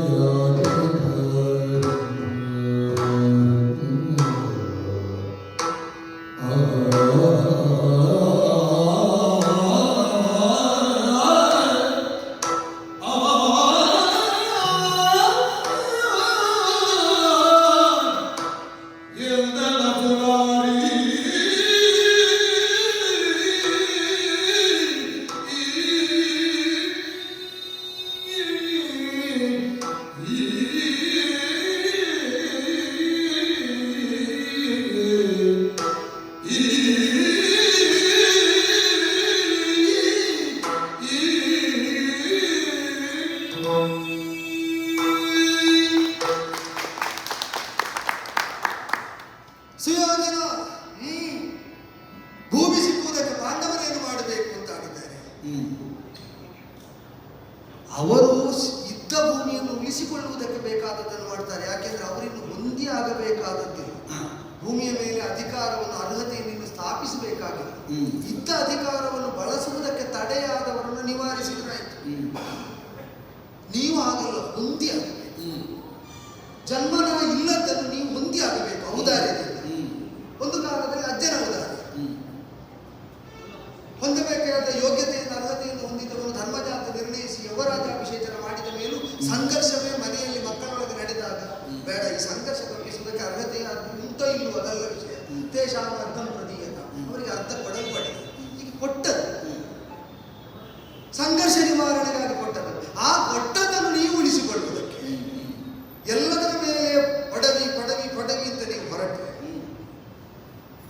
ನೀವು ಯಾವುದರ ವಿರೋಧವನ್ನು ಮಾಡ್ತಾ ಇದ್ದೀರಿ? ಎಲ್ಲಿಂದ ತೊಡಗಿದ್ದೀರಿ ವಿರೋಧವನ್ನು? ಈ ವಂಶದ ಒಡೆಯನಲ್ಲಿ ಒಳಿತಾಗಲಿ ಎಂಬ ಹಂಬಲದಿಂದ ಕೃತಾಂತ ಮಾಡಿದ ಅನುಗ್ರಹ ರೂಪನ ಧರ್ಮಜ, ಯಮಧರ್ಮನ ಅನುಗ್ರಹ. ಅವನ ಅನುಗ್ರಹಿಸುವುದಕ್ಕೆ ಭೂಮಿಯ ಮೇಲಿರುವಾಗ ಭಕ್ತ ಜನರಿಗೆ ಮಾತ್ರ ಸಾಧ್ಯ. ಸತ್ತ ಮೇಲೆ ಅವನ ಮುಂಭಾಗದಲ್ಲಿ ನೀನು ನಿನ್ನ ಬಳಗವು ಹೋಗಿ ನಿಂತಾಗ ಅವ ಅನುಗ್ರಹಕಾರಕನಾಗುವುದಿಲ್ಲ, ಅವ ಕರ್ಮಕಾರಕನಾಗ್ತಾನೆ. ನಿಮ್ಮ ಕರ್ಮ ಏನು ಫಲವನ್ನು ಕೊಡ್ತದೋ ಅದನ್ನು ನಿರ್ದಯನಾಗಿ ಕರುಣೆ ಇಲ್ಲದೆಯೇ ಊರ್ಜಿತವಾಗುವಂತೆ ಮಾಡುವಂತಹ ಧರ್ಮದಂಡಧರಣ. ಆದ್ರಿಂದ ಇಲ್ಲಿ ದಯೆ ತೋರಿದ್ದನ್ನು ನೀನು ತಿರಸ್ಕರಿಸಿ ಅಲ್ಲಿ ಹೋದ ಮೇಲೆ ದಯೆಯನ್ನು ಅಪೇಕ್ಷಿಸುವಂತಿಲ್ಲ. ಬೇಡ, ನಡೆಯಬೇಡ ಕೃತಾಂತದಲ್ಲಿ. ಸಾಧ್ಯವದೇ ಆಯ್ತು. ಮನುಷ್ಯ ಸಂಕಲ್ಪದಂತೆ ಎಲ್ಲವೂ ಸಾಗುವುದಾದರೆ ಈ ವಂಶದ ಒಡಲಿನಲ್ಲಿ ಪ್ರತಿಜ್ಞೆ ಮಾಡಿದ ಮಹಾನುಭಾವರಾದ ಭೀಷ್ಮರಿದ್ದಾರೆ. ಸಾತ್ಯವತೆಯ ಪರಂಪರೆಗೆ ಈ ವಂಶದ ಅಧಿಕಾರ ಅಂತ ನಿರ್ಣಯಿಸಿದ್ರು. ಯಾವಳಿಗಾಗಿ ಅದು ನಿರ್ಣಯ ಆಯಿತು ಅವಳೇ ನೀನು ಸಂತಾನವನ್ನು ಹೊಂದಿಕೊಡು ಭೀಷ್ಮ ಅಂತ ಕೇಳುವ ಸ್ಥಿತಿ ಬರಲಿಲ್ವೋ, ಬೀಳಿಲ್ವೋ? ಈಗ ಅವಳಿಗಾಗಿ ಹೊಂದಿದಂತಹ ಅನುಗ್ರಹವ ಸಂಕಲ್ಪ ಅದನ್ನೇ ಅವಳು ಬಿಟ್ಟು ಕೊಟ್ಟಾಯಿತು. ನನ್ನ ಪರಂಪರೆಗೆ ಆಗಬೇಕು ಅಂತಿಲ್ಲ, ಈ ವಂಶವಲ್ಲದೆ ನಿನ್ನಿಂದ ಬೆಳೆಯಲಿ ಅಂತ ಅಧಿಕಾರವನ್ನು, ಪಟ್ಟವನ್ನು, ಗಾರ್ಹಸ್ಥ್ಯವನ್ನು ಬಿಟ್ಟುಕೊಟ್ಟ ಭೀಷ್ಮನಲ್ಲಿ ಕೇಳಿಕೊಂಡಲ್ಲಿಗೆ ಸಾತ್ಯವತೆಯ ಪರಂಪರೆಗೆ ಸಿದ್ಧಿಸಬೇಕೆಂಬ ದೃಢತೆಯೇ ಬಿದ್ದು ಹೋಯಿತು. ಮತ್ತೆ ಇರುವುದು ಭೀಷ್ಮರ ಔದಾರ್ಯ. ಇಲ್ಲ, ನಾನು ಸತ್ಯನಿಷ್ಠನಾಗಿ ಉಳಿಯುತ್ತೇನೆ. ಅವಳ ಅಪೇಕ್ಷೆ ಪ್ರಧಾನ ಅಲ್ಲ. ಕುರಿತಾಗಿ ಇವರಿಗಿರುವ ನಿಷ್ಠೆ ಪ್ರಧಾನ. ನಾನು ಬಿಟ್ಟ ಬ್ರಹ್ಮಚರ್ಯ ಅದನ್ನವರು ಹೇಳಿ ತನ್ನ ಅಖಂಡವಾದ ಬ್ರಹ್ಮಚರ್ಯವನ್ನು ಸರಳಿಗೊಳಿಸುವುದಕ್ಕೆ, ಅವಿಚಲಿತವಾದದ್ದನ್ನು ಚಲಿತವಾಗಿಸುವುದಕ್ಕೆ ತನಗೆ ಮನವಿಲ್ಲವಾದದ್ದರಿಂದ ಉಚಿತ ವಿಧಾನದಿಂದ ಬಾದರಾಯಣ ರೂಪದಲ್ಲಿ, ವೇದವ್ಯಾಸ ರೂಪದಲ್ಲಿ, ಆಗ ಶಿವಾನುಗ್ರಹದ ರೂಪದಿಂದ ನಿಯೋಜಿಸಿತು. ವ್ಯಾಸಾನುಗ್ರಹ ರೂಪದಿಂದ ನೀವಿದ್ದೀರಿ. ವಂಶದವರು ತಮ್ಮ ಪ್ರಜಾಸಂತಾನವನ್ನು ಅಭಿವೃದ್ಧಿ ಮಾಡುವ ಸಾಮರ್ಥ್ಯವನ್ನೇ ಪ್ರದರ್ಶಿಸಿ ವಂಶದ ಸತ್ವ ಅಲ್ಲ ಕಂಡದ್ದು. ಒಂದು ವಂಶ ಸತ್ವಪೂರ್ಣವಾಗಬೇಕಾದ್ರೆ ಋಷಿಗಳ ಅನುಗ್ರಹ, ದೇವತಾ ಅನುಗ್ರಹ, ಶಿವಾನುಗ್ರಹದ ರೂಪದಿಂದ, ವ್ಯಾಸಾನುಗ್ರಹದ ರೂಪದಿಂದ ಧಾತರಾಷ್ಟ್ರದ ಕಾಣಿಸಿಕೊಂಡೆ, ದುರ್ವಾಸಾನುಗ್ರಹದ ರೂಪದಿಂದ 5 ಮಂದಿ ದೇವತೆಗಳ ರೂಪದಿಂದ ಪಾಂಡವರು ಕಾಣಿಸಿಕೊಂಡಿದ್ದಾರೆ. ಧೃತರಾಷ್ಟ್ರ ಗಾಂಧಾರಿಯರ ದಾಂಪತ್ಯವನ್ನು ಅನುಗ್ರಹಿಸಿದ್ದು ಅವರಾದರೆ, ಕುಂತಿ, ಮಾದ್ರಿ ಮತ್ತು ಪಾಂಡವರ ದಾಂಪತ್ಯವನ್ನು ಅನುಗ್ರಹಿಸಿದ್ದು ಹೀಗೆ. ಆದ್ದರಿಂದಲೇ ಉಳಿಸುವಲ್ಲಿ ಕಾಳಜಿ ಇರುವುದು. ಹುಟ್ಟಿದವರು ಏನು ಮಾಡಿದ್ದಾರೆ ಎಂಬುದರಿಂದ ಹೊಂದುವುದಕ್ಕೆ ಹಂಬಲಿಸಿದವರು, ಅನುಗ್ರಹಿಸಿದವರು ಯಾವ ಸಂಕಲ್ಪ ಇಟ್ಟಿದ್ದಾರೆ ಅದಕ್ಕೆ ಪ್ರಾಶಸ್ತ್ಯ ಕೊಟ್ಟರೆ ಮಹಾವಿಪತ್ತನ್ನು ತರುವ ಯುದ್ಧ ಆಗಬೇಕಾದ್ದಲ್ಲ, ಅದು ಒಗ್ಗೂಡಿ ಸಾಗಬೇಕಾದ್ದು ಮುಖ್ಯ. ಶಕ್ತಿ ಮೀರಿ ಯತ್ನಿಸಿದ ಮೇಲೆ ಆಗಲಿಲ್ಲ ಅಂತಾದ್ರೆ ಮಾತ್ರ ಹೀಗೆ ಯುದ್ಧಕ್ಕಾಗಿ ಮುನ್ನಡೆಯಬೇಕು. ಆದ್ದರಿಂದ ಪಡಬೇಕೋಸ್ಕರ ಬಳಗ ಸಹಿತ ನಡೆಯಬೇಡ. ನಿನ್ನ ಬಳಗ ಅವರು ತಾವು ಹೊಂದುವುದಕ್ಕಾಗಿ ಕಳಿಸಿಕೊಟ್ಟಿದ್ದಾರೆ. ಏನಿಲ್ಲ, ಯಾವುದರ ಬಗ್ಗೆ ನೀನು ಯೋಚನೆ ಮಾಡಿದರೆ ಧರ್ಮರಾಯನ ಔದಾರ್ಯದಲ್ಲಿ ನೀನಿದ್ದೆ, ಅವರ ದೌರ್ಬಲ್ಯವನ್ನು ನೀ ಹೇಳ್ತಾ ಇದ್ದಿ. ನಿನ್ನನ್ನು ಬಂಧಿಸಿ ಚಿತ್ರಸೇನ ಗಡ ಹಾಕಿದ ಕಾಲದಲ್ಲಿ ಬಿಟ್ಟು ಕಳಿಸಿ ನಿನ್ನ ಬದುಕನ್ನು ಉಳಿಸಿಕೊಟ್ಟವರು ಧರ್ಮರಾಯರು. ಹಾಗಾದರೆ ನೀನು ಬದ್ಧನಾದ ಕಾರಣದಲ್ಲಿ ವಿರೋಧಗ್ರಾಹಿಯಾಗಿ ವಿರೋಧವನ್ನೇ ಸಾಧಿಸುವುದಕ್ಕೆ ಬೇಕಾದ ಸಂಚುಗಳನ್ನು ರೂಪಿಸ್ತಾ ಇರುವಾಗಲೂ ನಮ್ಮವನೆಂಬ ಭಾವದಿಂದ ಬಿಟ್ಟ ಧರ್ಮದ ಔದಾರ್ಯವನ್ನು ಕೊಟ್ಟು ಕುಶಸ್ಥಳ, ಪರ ಮುಖಸ್ಥಳ, ವಾರಣಾವತವ ಅವಂತಿನಗರವನ್ನು ಬಿಟ್ಟು ಶತಪ್ರಸ್ಥವನ್ನು ನೀನು ಜೊತೆಗಿಟ್ಟು ಕೊಟ್ಟೆ ಅಂತಾದ್ರೆ ಅರ್ಥವೂ ಬೇಡ, 5 ಸಾಕು. ಸಂಭಾವ್ಯವಾದ ಮಹಾಮಾರಣದಿಂದ ರಕ್ಷಿತರಾಗಿ ನಾವು 5 ಗ್ರಾಮ ಹೊಂದಿದ್ರು ಪಾಂಡವರಾಗಿ ಕ್ಷತ್ರಿಯರಾಗಿ ಬದುಕುವುದಕ್ಕಾಗುತ್ತದೆ ಅಂತ ಸಾಮವನ್ನು ಪ್ರಶಸ್ತ ಅಂತ ಅಂಗೀಕರಿಸಿ ಕೇಳ್ತಾ ಇರುವಾಗ ಮತ್ತು ಯುದ್ಧ, ಆಯುಧ, ಕ್ಷಾತ್ರ ಅಂತ ಸುಮ್ಮನೆ ವ್ಯರ್ಥಾರೋಪ ಮಾಡದೆ ಕೊಟ್ಟು ಬಿಡು, ಸಾಮವನ್ನು ಒಪ್ಪು. ಕೊಂಡು ಎಷ್ಟು ನಡೆಯಲಾರದ ಸೊಗಸಾದ ಕನಸು ನಿನ್ನದು.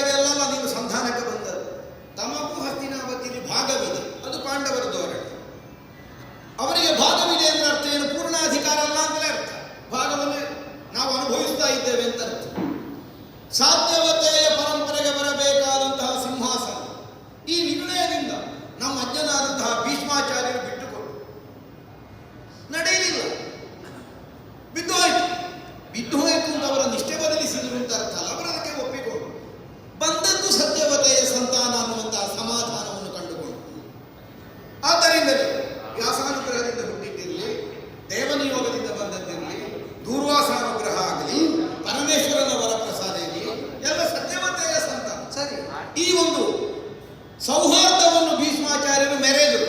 ಆದ್ದರಿಂದಲೇ ವಿಭಾಗಿಸಿಕೊಟ್ರು, ನಿಮಗದು ನಿಮಗೆ ಸರಿ. ಈಗ ನಾವು ಅಧಿಕಾರಿಗಳಾಗಿ ಆಗಿದೆ.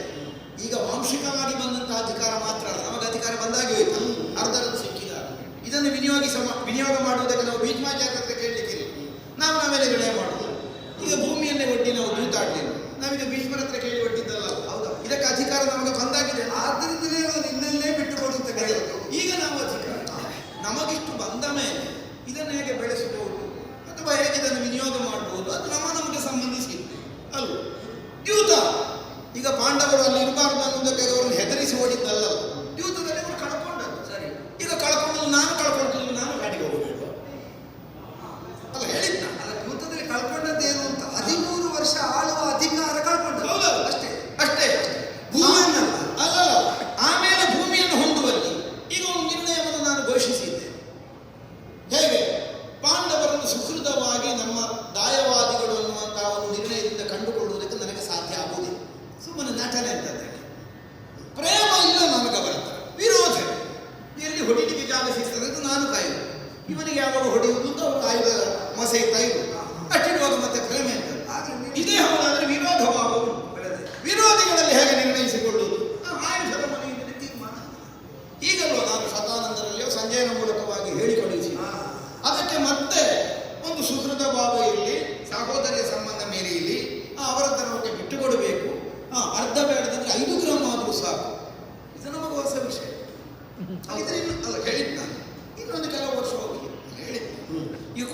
ಹೇಳಿ ಕೆಲವು ವರ್ಷ ಹೋಗುವಾಗ 3 ಗ್ರಾಮಕ್ಕೆ ಬಂದ್ರು ಬಂದ, ಅಥವಾ ಏನು ಬೇಡ ಅಂತ ಮತ್ತೆ ಬಿಟ್ಟರು ಬಿಟ್ಟ ಅಲ್ಲ ಹೇಳಿ.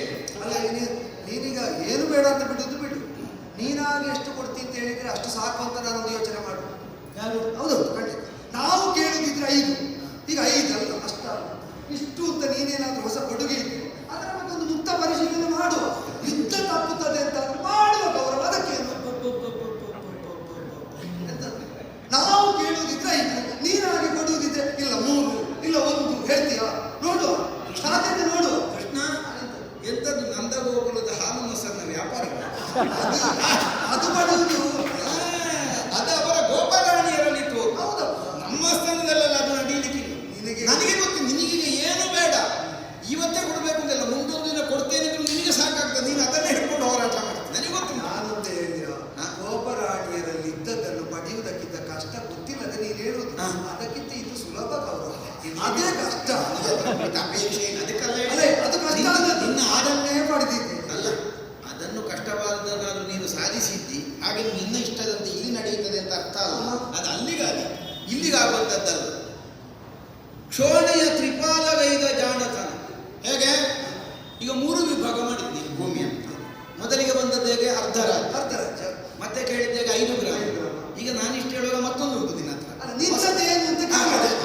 ನಮ್ಮದು ಹೇಳಿದ ಮೇಲೆ ಇಷ್ಟೇ ಅಂತ ಹಠ ಮಾಡಬಾರ್ದು. ಅಲ್ಲ ಸರಿ, ನೀನು ಕೊಟ್ಟದ್ದು ಸಾಕು ಅನ್ನೋಲ್ಲಿಗೆ ಬಂದು ಮುಟ್ಟಿ ಸಾಕುತ್ತಲ್ಲ. ಅಲ್ಲ, ನೀನೊಂದು ಕೊಡುಗೆ ಕೊಟ್ಟರೆ ಈಗ ನಾನು 5 ಗ್ರಾಮ ಅಂತ ಹೇಳಿದ್ದನ್ನು ಪರಾಮರಿಸಿ ನೀನೊಂದು ನಿರ್ಣಯ ಹೇಳ್ಬೇಕು ಅಲ್ವೋ? ನೀನೊಂದು ಕೊಡುಗೆ ಕೊಟ್ಟೆ, ನೋಡುವ ಪಾಂಡವ ಇದನ್ನೊಂದು ಪರಾಮರಿಸುವುದಲ್ಲ ನಿರ್ಣಯಿಸು. ನಾನೇನಂತ ಕಾರ್ಪಣ್ಯ ಇತ್ತು. ಅದು ಹೇಳಿ ನಿನ್ನದೆಂತದ್ದು ಹೇಳು. ಉಣ್ಣದ ಇದ್ದ ನಿನಗೆ ಉಣ್ಲಿಕ್ಕೆ ಇಷ್ಟು ಮಾಡಿದ್ದೇನೆ ಅಂತ. ಹೌದಪ್ಪ. ಆಮೇಲೆ ನಂದು ಕೇಳುವಾಗ ನಿನ್ನನ್ನು ಏನಿಲ್ಲ ಅಂತ ಹಾಗೆ ಕಳಿಸ್ತಾರೆ. ಅಲ್ಲ, ಉಣ್ಲಿಕ್ಕಾಗದಾಗ ಊಟ ಸಿದ್ಧಪಡಿಸಿದ್ದಲ್ಲ. ಉಣ್ಲಿಕ್ಕೆ ಆಗದೇ ಇದ್ದ ನಿನಗೆ, ಉಣ್ಲಿಕ್ಕೆ ಆಗದೇ ಇದ್ದಾಗ ನಿನಗೆ ಉಣ್ಲಿಕ್ಕೆ ಆಗ್ತದೆ. ಬರುದು ನಮ್ಮಲ್ಲಿಗೆ ಅಲ್ವ ಅಂತ ನಾನು ಸಿದ್ಧ ಮಾಡಿದ್ದೇನೆ. ಮತ್ತೆ ಈ ಕೇಳಿದ ನಿನಗೆ ಏನಿಲ್ಲ ಅಂತ ಒಂದು ಉತ್ತರ ಆದ್ರೂ ಕೊಡಬೇಕು. ಹೌದು, ಕೊಡಬೇಕು. ಈಗ ಭೂಮಿ ಕೊಡ್ಲಿಕ್ಕೆ ಆಗುದಿಲ್ಲ, ಒಂದು ಉತ್ತರ ಆದ್ರೂ ಕೊಡದೆ. ನೀನು ಕೇಳಿದ ಇದರಲ್ಲಿ ಒಂದು ಕೊಡ್ಲಿಕ್ಕೆ ಆಗುದಿಲ್ಲ. ನಿನ್ನದಲ್ಲಿ ಯಾವುದು ಬಲ? ಯಾಕೆ ಅದನ್ನು ನಾನು ಬೇರೆಯವರಿಗೆ ಕೊಟ್ಟಾಗೆ. ಬೇರೆಯವರಿಗೆ ಯಾರಿಗೆ? ಅದು ಯಾವುದೆಲ್ಲ ಕೇಳಿದ್ದು ನೀನು? ಕೊಡುಕುಶ ಸ್ಥಳವರ ವೃಕಸ್ಥಳ ವಾರಣಾವತ ಬಿಡು ಬಿಡಲು ಆವಂತಿನ ಕರು ಕೊನೆಗೆ ಶಕ್ರಪ್ರಸ್ಥ. ಅದು ನಾನು ಕುಶಸ್ಥಳ ಅಜ್ಜನಿಗೆ ಅವರಿಗೆ ಪಾಪ ಏನಿಲ್ಲ, ಎಲ್ಲ ಬಿಟ್ಟಿದ್ದಾರೆ. ಅದಾದ್ರೂ ಇರಲಿ ಸಾಕು ಕುಶಸ್ಥಳ. ಆಮೇಲೆ ವಾರಣಾವತ ಯಾರಿಗಪ್ಪ? ದ್ರೋಣರಿಗೆ. ಇರಲಿ, ತೊಂದರೆ ಇಲ್ಲ. ನನಗೆ ಯಾರಿಗಾದ್ರೂ ಬೇರೆಯವರಿಗೆ ಹೋದ ಮೇಲೆ ನಮಗೆ ಹೌದಲ್ಲ, ಅದು ಮೊದಲೇ ಬಿಟ್ಟಾಗಿಲ್ಲ. ನಾನು ಕೊಡದೇ ಇದ್ದವಲ್ಲ. ಹೌದಪ್ಪ, ನೀನು ಈಗ ಕೊಟ್ಟದ್ದು ಗೊತ್ತಾಯ್ತು. ಹೌದು, ಅದೇ ಅದೆಲ್ಲ ಕೊಡ್ಲಿಕ್ಕೆ ಆಗುದಿಲ್ಲ. ಈಗ ಬೇರೆ ಕೊಡುವಾಗಿದ್ದು ನನಗೆ ಎಂತದ್ದು ಕಾಣುವುದಿಲ್ಲ. ಬೇರೆ ಕೊಡೋದು ಅಲ್ಲ, ನಾನು ಕೇಳಲಿಕ್ಕಿದ್ದದ್ದು ಅದು. ಈಗ ನಾನು ಕೇಳಿದ್ದನ್ನು ಬೇರೆಯವರಿಗೆ ಕೊಟ್ಟರೆ ಇದ್ದದರಲ್ಲಿ ನೀನು ಯಾವುದು ಕೊಡ್ತೀಯ? ಬೇರೆ ಕೊಡುವಾಗಿದ್ದದ್ದು ಕೊಡುವಾಗ ನಾವು ಸರಿ ಆಲೋಚನೆ ಮಾಡಿಕೊಡು. ಹೌದೌದು. ಅಲ್ಲ, ನಾನು ಕೇಳಿದ್ದು ಮತ್ತೆ 3 ಉಳಿದಿದ್ದೆ. ಯಾವುದು? ಅದು ಅದು 5 5 ಒಂದು ಕರ್ಣನಿಗೆ, ಒಂದು ಅಶ್ವತ್ಥಾಮನಿಗೆ, ಒಂದು ಕೃಪರಿಗೆ, ಒಂದು ದ್ರೋಣನಿಗೆ, ಒಂದು ಭೀಷ್ಮ. ಅದೇ ಕರ್ಣನಿಗೆ ಅಂತ ಹೇಳಿದಾಗ ಸ್ಪಷ್ಟ ಆಯ್ತು. ಅದು ಪಡೆಯದಾಗ ಕೊಟ್ಟದ್ದು ಅಂತ ಇರಲಿ. ಅಲ್ಲ, ಆಯ್ತಾಯ್ತು, ಆಯ್ತು. ಹಾಗಾಗಿ ಅದನ್ನು ಆಗುದಿಲ್ಲ. ಬೇರೆ ಇದು ಕೊಡುವಂಥದ್ದು ಯಾವುದು ಕಾಣುದಿಲ್ಲ. ಕೊಡುವ ಒಂದು ಒಳ್ಳೆದು ನೋಡಿ ಕೊಡಬೇಡ. ಇದು ನೀನು ಸ್ವಲ್ಪ ದಿವಸ ನಿಂತು ಆದೀತಾ? ಅಲ್ಲ, ನೀನು ನಿಲ್ಲಿಕ್ಕಿದ್ದದ್ದು ಇಟ್ಟುಕೊಂಡಿದ್ದೀಯ. ಅಲ್ಲ, ಎಲ್ಲರಿಗೆ ಕೊಟ್ಟು ಬಿಟ್ಟ ಬರದಲ್ಲಿ ಅಲ್ಲ, ಈಗ 5 ಗ್ರಾಮ ಕೊಟ್ಟದ್ದು. ಇದೀಗ ನಿನಗೆ ಒಂದು ಸ್ವಲ್ಪ 4 ದಿವಸ ನಿಲ್ಲುವ ವ್ಯವಧಾನ ಉಂಟ. ನಾನೀಗ ಈ ಸಭೆಯಲ್ಲಿ ಆಗದಿದ್ದರೆ ಈಗ ಸ್ವಲ್ಪ ಸಮಯ ಆದ್ರೂ ನಿಂತು ನೀನು ಹೇಳಿದ್ದೆ ಯಾಕೆ? ನನಗೆ ಮಾಡ್ಲಿಕ್ಕೆ ತುಂಬಾ ಕೆಲಸ ಉಂಟಿಲ್ಲ. ಹೌದಾ? ಅಲ್ಲ, ಕೆಲಸ ಸಾಧಿಸಿದ್ದು ಹೊರಟು. ಅಲ್ಲ, ಕೆಲಸ ಎಲ್ಲ ಮಾಡೋದಲ್ಲ. ಕನಿಷ್ಠ ಇವತ್ತು ನಾಳೆ ಆದ್ರೂ ನಿಂತು ಹೊರಟದ್ದು ಅಂತ. ಹೌದಾ? ಇವತ್ತಾಗಿ ನಾಳೆ ಅಂತ ಮುಗಿಸಿ. ಅಲ್ಲ, ಸುತ್ತಲೊಳಗೆ ಸಾಧ್ಯ ಆದಷ್ಟು ಮಾಡಿ ಮುಗಿಸಲ್ಲ. ನಿಂತಿದ್ರೆ ನೀನು ಪೂರ್ತಿ ನಂಬಲಿಕ್ಕೆ ಆಗುದಿಲ್ಲ. ನೀನು ಸಂಜೆ ಹೊತ್ತಿಗೆ ಹೋಗೋ ತಿರುಗಾಡಿಕೊಂಡು ಹೊರಟು ಹೋರಾಟ. ಹೌದು. ಈಗ ನಿನ್ನೆ ಮೊದಲಾಗೆ ತಿರುಗಿ ಮತ್ತೆ ಮನೆಗೆ ಹೋಗಬೇಕು ಅಂತ ಕಂಡ್ರು. ನೀನು ನಿಟ್ಟ ಮೇಲೆ ಎಲ್ಲಿಗೆ ಹೋಗ್ಲಿಕ್ಕಿಲ್ಲ ಮಾತ್ರ. ಅಲ್ಲ, ನೀನು ಬರುವುದಿದ್ರೆ ನಿನ್ನನ್ನು ಇಟ್ಟುಕೊಂಡೇ ತಿರುಗುವ. ಅಲ್ಲ, ನಿನ್ನ ಊರಲ್ಲಿ ಅಲ್ವಾ? ಅಲ್ಲ, ನಮಗೆ ನಾನು ಒಬ್ಬನೇ ತಿರುಗಬೇಕು ಅಂತಿಲ್ಲ. ಅಲ್ಲ, ನಿನಗೀಗ ಇನ್ನೊಬ್ಬರ ಕರೆ ಬರುವ ಹೋಗದಿರ್ಲಿಕ್ಕೂ ಆಗುದಿಲ್ಲ, ಗೊತ್ತಾಗ್ತದೆ ನನಗೆ. ಅದಕ್ಕೆ ಹೋಗದೇ ಇರಬೇಕು ಅಂತಾದ್ರೆ ನಿನಗೆ ಒಂದು ಹೊಣೆಗಾರಿಕೆ ಹೇರಿಸಲಿಕ್ಕೆ ಮತ್ತೊಬ್ಬ ಬೇಕು. ನನಗೆ ಬರ್ಲಿಕ್ಕೆ ಯಾಕೆ ಆಗಲಿಲ್ಲ ಕೇಳಿದ್ರೆ ನನ್ನ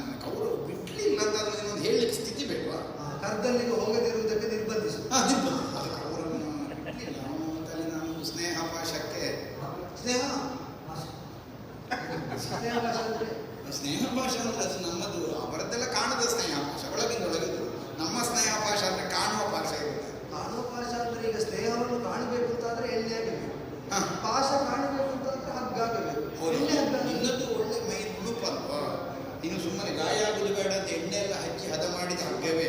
ಆಹಾ. ಹೌದು, ಸ್ನೇಹ ಎಲ್ಲ ಉಂಟಲ್ಲ, ಸ್ನೇಹ ಸವರಿದ ಹಗ್ಗ, ಸ್ನೇಹ ಪಾಶ.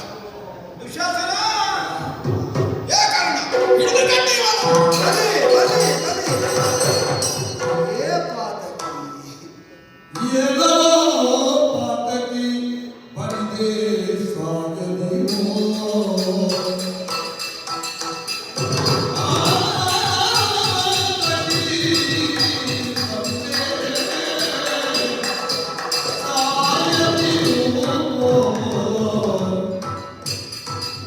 ಒಲಿದು ಪಾಂಡವರುಗಳ ಸೇರಿಕೋ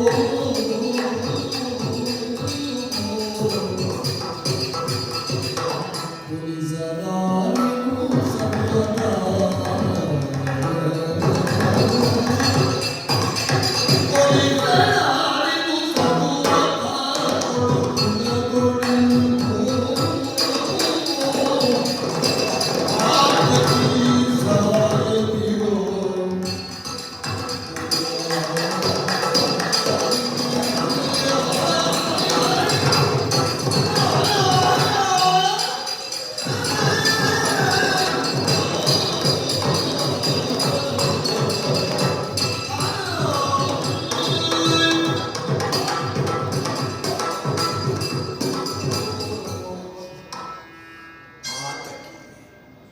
ಮಾತಿನಿಂದ ಮಾತ್ರ ಪತನಕ್ಕೆ ಬೇಕಾದ ತಂತ್ರವನ್ನು ಹಣಿಯುತ್ತೆ ಅಂತ ಭಾವಿಸಿದರೆ ಮೈಯಿಂದಲೂ ಮಾಡಿಕೊಂಡೆ.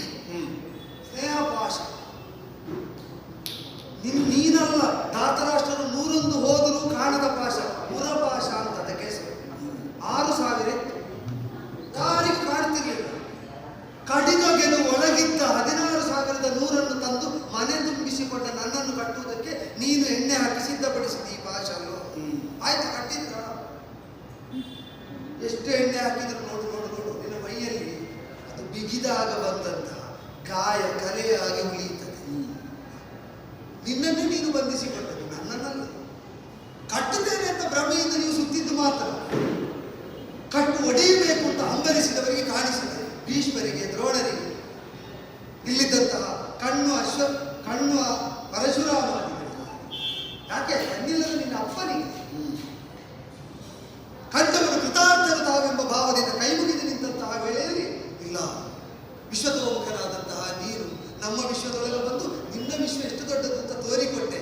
ಮಹಾಪ್ರಭು ಮಣಿದು ನಿಂತಿದ್ದೇವೆ ಅಂತ ಆ ಆಶಯದಲ್ಲಿ ಮಣಿದು ಅದನ್ನು ವಿಶ್ವರೂಪ ಅಂತ ಭಾವಿಸಿದ. ವಿಶ್ವಕ್ಕಷ್ಟೇ ರೂಪ ಅಂತ ತಾತ್ಪರ್ಯ. ತಾವು ಕಾಣದ ವಿಶ್ವವನ್ನು ನೀನು ನಮ್ಮ ಕಣ್ಣಲ್ಲಿ ತೆರೆದುಕೊಟ್ಟೆ ಅಂತ ನನ್ನನ್ನು ಕಟ್ಟುವುದಕ್ಕೆ, ಸಂಧಿಗೆ ಬಂದವನನ್ನು ಹಿಂಸಿಸುವುದು ರಾವಣನ ದುಷ್ಟನು ಮಾಡಿದ್ದುಂಟು. ಕುಬೇರ ಬೆಳೆಸಿದ ದೂತರ ತಲೆ ಕಡಿದದ್ದು. ಸಂಬಂಧಿಕ ಅಂತ ಉಣ್ಣದೇ ಬಂದು ಸೈನ್ಯ ಸಹಾಯವನ್ನು ಪಡೆದು ಹೋಗುವುದಕ್ಕಾಗ್ತದೆ ಅಂತಃಪುರಕ್ಕೆ ಬಂದು. ನೀನು ಅದನ್ನು ಮಾನಿಸಬೇಕು ಅಂತ ಹೇಳಿದ್ದಲ್ಲ. ಅಷ್ಟು ಸೌಹೃದದಿಂದ ಒಳ ಹೋಗಬಲ್ಲವನು ಹೊರಮನೆಯಲ್ಲಿ ನಿಂತು ಮಾಡುವುದಿದ್ದು. ಇಂಥ ನಿನ್ನ ಒಳಗಿನ ಮನೆಗೆ ಬಂದು ನಾವು ಉಣ್ಣುವುದಕ್ಕೆ ಕೂತ್ಕೊಳ್ಬೇಕಿತ್ತಲ್ವ. ಅದಕ್ಕೆ ಹೇಳಿದ್ದು ಕಪಟ ಹೃದಯ ಅಂತ. ಒಳಗೊಂದು ಹೊರಗೊಂದು ಇಟ್ಟುಕೊಂಡು ವ್ಯವಹರಿಸುವಂತಹ ಆ ರಾಜನೀತಿಗಾಗಿ ಪತನಹೇತುಕವಾದಂತಹ ಕರ್ಮವನ್ನೇ ಸತತವಾಗಿ ಮಾಡ್ತಾರೆ. ಇದನ್ನು ಬದುಕುವುದಕ್ಕಾಗುತ್ತದ ಅಂತ ಪ್ರಶ್ನೆ. ಇದೆಲ್ಲ ಮಾಡುವುದು ಯಾಕೆ? ಬದುಕಿನಲ್ಲಿ ಬೇಕಾದಂತಹ ಭೂಮಿ. ಸುಮ್ಮನೆ ಮಾತಿಗಾಗಿ ಭೀಷ್ಮರಿಗೆ ಕೊಟ್ಟಿದ್ದೇನೆ, ಅವರಿಗೆ ಕೊಟ್ಟಿದ್ದೇನೆ. ಯಾವುದನ್ನು ನೀನು ಭೀಷ್ಮರಿಗೆ ಕೊಟ್ಟದ್ದು? ಭೀಷ್ಮರಿಗೆ ನೀನು ಕೊಟ್ಟದ್ದು ಹೌದಾದ್ರೆ ಇಲ್ಲಿಂದ ಹೊರಗೆ ಹೋಗುವಾಗ ಭೀಷ್ಮರು ಧರ್ಮಜನ ಕಾಲಿಗೆ ಇಡ್ತಾರೆ ಅಥವಾ ಕೈಗೆ ಕೊಡ್ತಾರೆ. ಅದು ಭೀಷ್ಮರು, ನೀನು ಮತ್ತೆ ಮಾತಾಡಬಾರ್ದು. ಹಾಗಾದ್ರೆ ಸುಮ್ಮನೆ ನಿನಗೆ ಕೊಡುವುದಿಲ್ಲ ಅಂತ ಹೇಳುವುದಕ್ಕೆ ನೀನು ಸಾಧಿಸುವುದು. ದ್ರೋಣರಿಗೆ ಕೊಟ್ಟದ್ದನ್ನು ಪಾಂಡವರಿಗೆ ಕೊಟ್ಟದ್ದು ದ್ರೋಣರು ಇಟ್ಟುಕೊಳ್ತಾರೆ. ನಿನ್ನ ಸಭೆಯಲ್ಲಿ ದ್ರೋಣರು ಇರುವಾಗ ಕೇಳುವುದಿಲ್ಲ. ನಿನ್ನಲ್ಲಿ ಕೊಡು ಬಿಡು ಅಂತ ಹೇಳ್ತಾ ಇದ್ದು ಈಗ ಹೇಳಿದ್ರಲ್ಲ. ನೀನು ಯಾವ ಭೀಷ್ಮ ದ್ರೋಣಾದಿಗಳಿಗೆ ರಾಜ್ಯದಲ್ಲಿ ನಾನು ಕೇಳಿದ ಗ್ರಾಮಗಳನ್ನು ಕೊಟ್ಟಿದ್ದೇನೆ ಅಂತ ಹೇಳಿದ್ಯೋ, ಬೇಡ ಕೊಡು ಬಿಡು, ಅವರಿಗೆ ಕೊಟ್ಟದ್ದನ್ನು ನಿನ್ನಲ್ಲಿ ಕೊಡು ಬಿಡು ಅಂತ ಹೇಳುದು ಯಾಕೆ? ಸುಮ್ಮನೆ ಬಾಯ ಮುಚ್ಚಿಸುವುದಕ್ಕೆ ಪಾತಕಿಯಾಗಿ ಎಲ್ಲವನ್ನು ಆಡ್ತಾ ಭಂಗಿಸ್ತಾ ಹೇಳ್ತಾ ಹೋದೆ. ವಾಸ್ತವವನ್ನು ಜೀರ್ಣವಾಗದಿದ್ದರೆ ಇಲ್ಲ ಅಂತ ನಿರಾಕರಿಸುವುದಕ್ಕಾಗುವುದಿಲ್ಲ. ನಾವು ವಾಸ್ತವವನ್ನು ಒಪ್ಪಿ ಬದುಕಬೇಕು. ಅರ್ಧ ರಾಜ್ಯ ಅಂತ ಹೇಳಿದ ಮೇಲೆ ಚಕ್ರವರ್ತಿತ್ವವನ್ನು ಸಾಧಿಸಿಕೊಡುವ ರಾಜಸೂಯದ ಆವೃತ್ತ ಕಂಡಂತಹ ಧರ್ಮದ ಇರುವುದರಲ್ಲಿ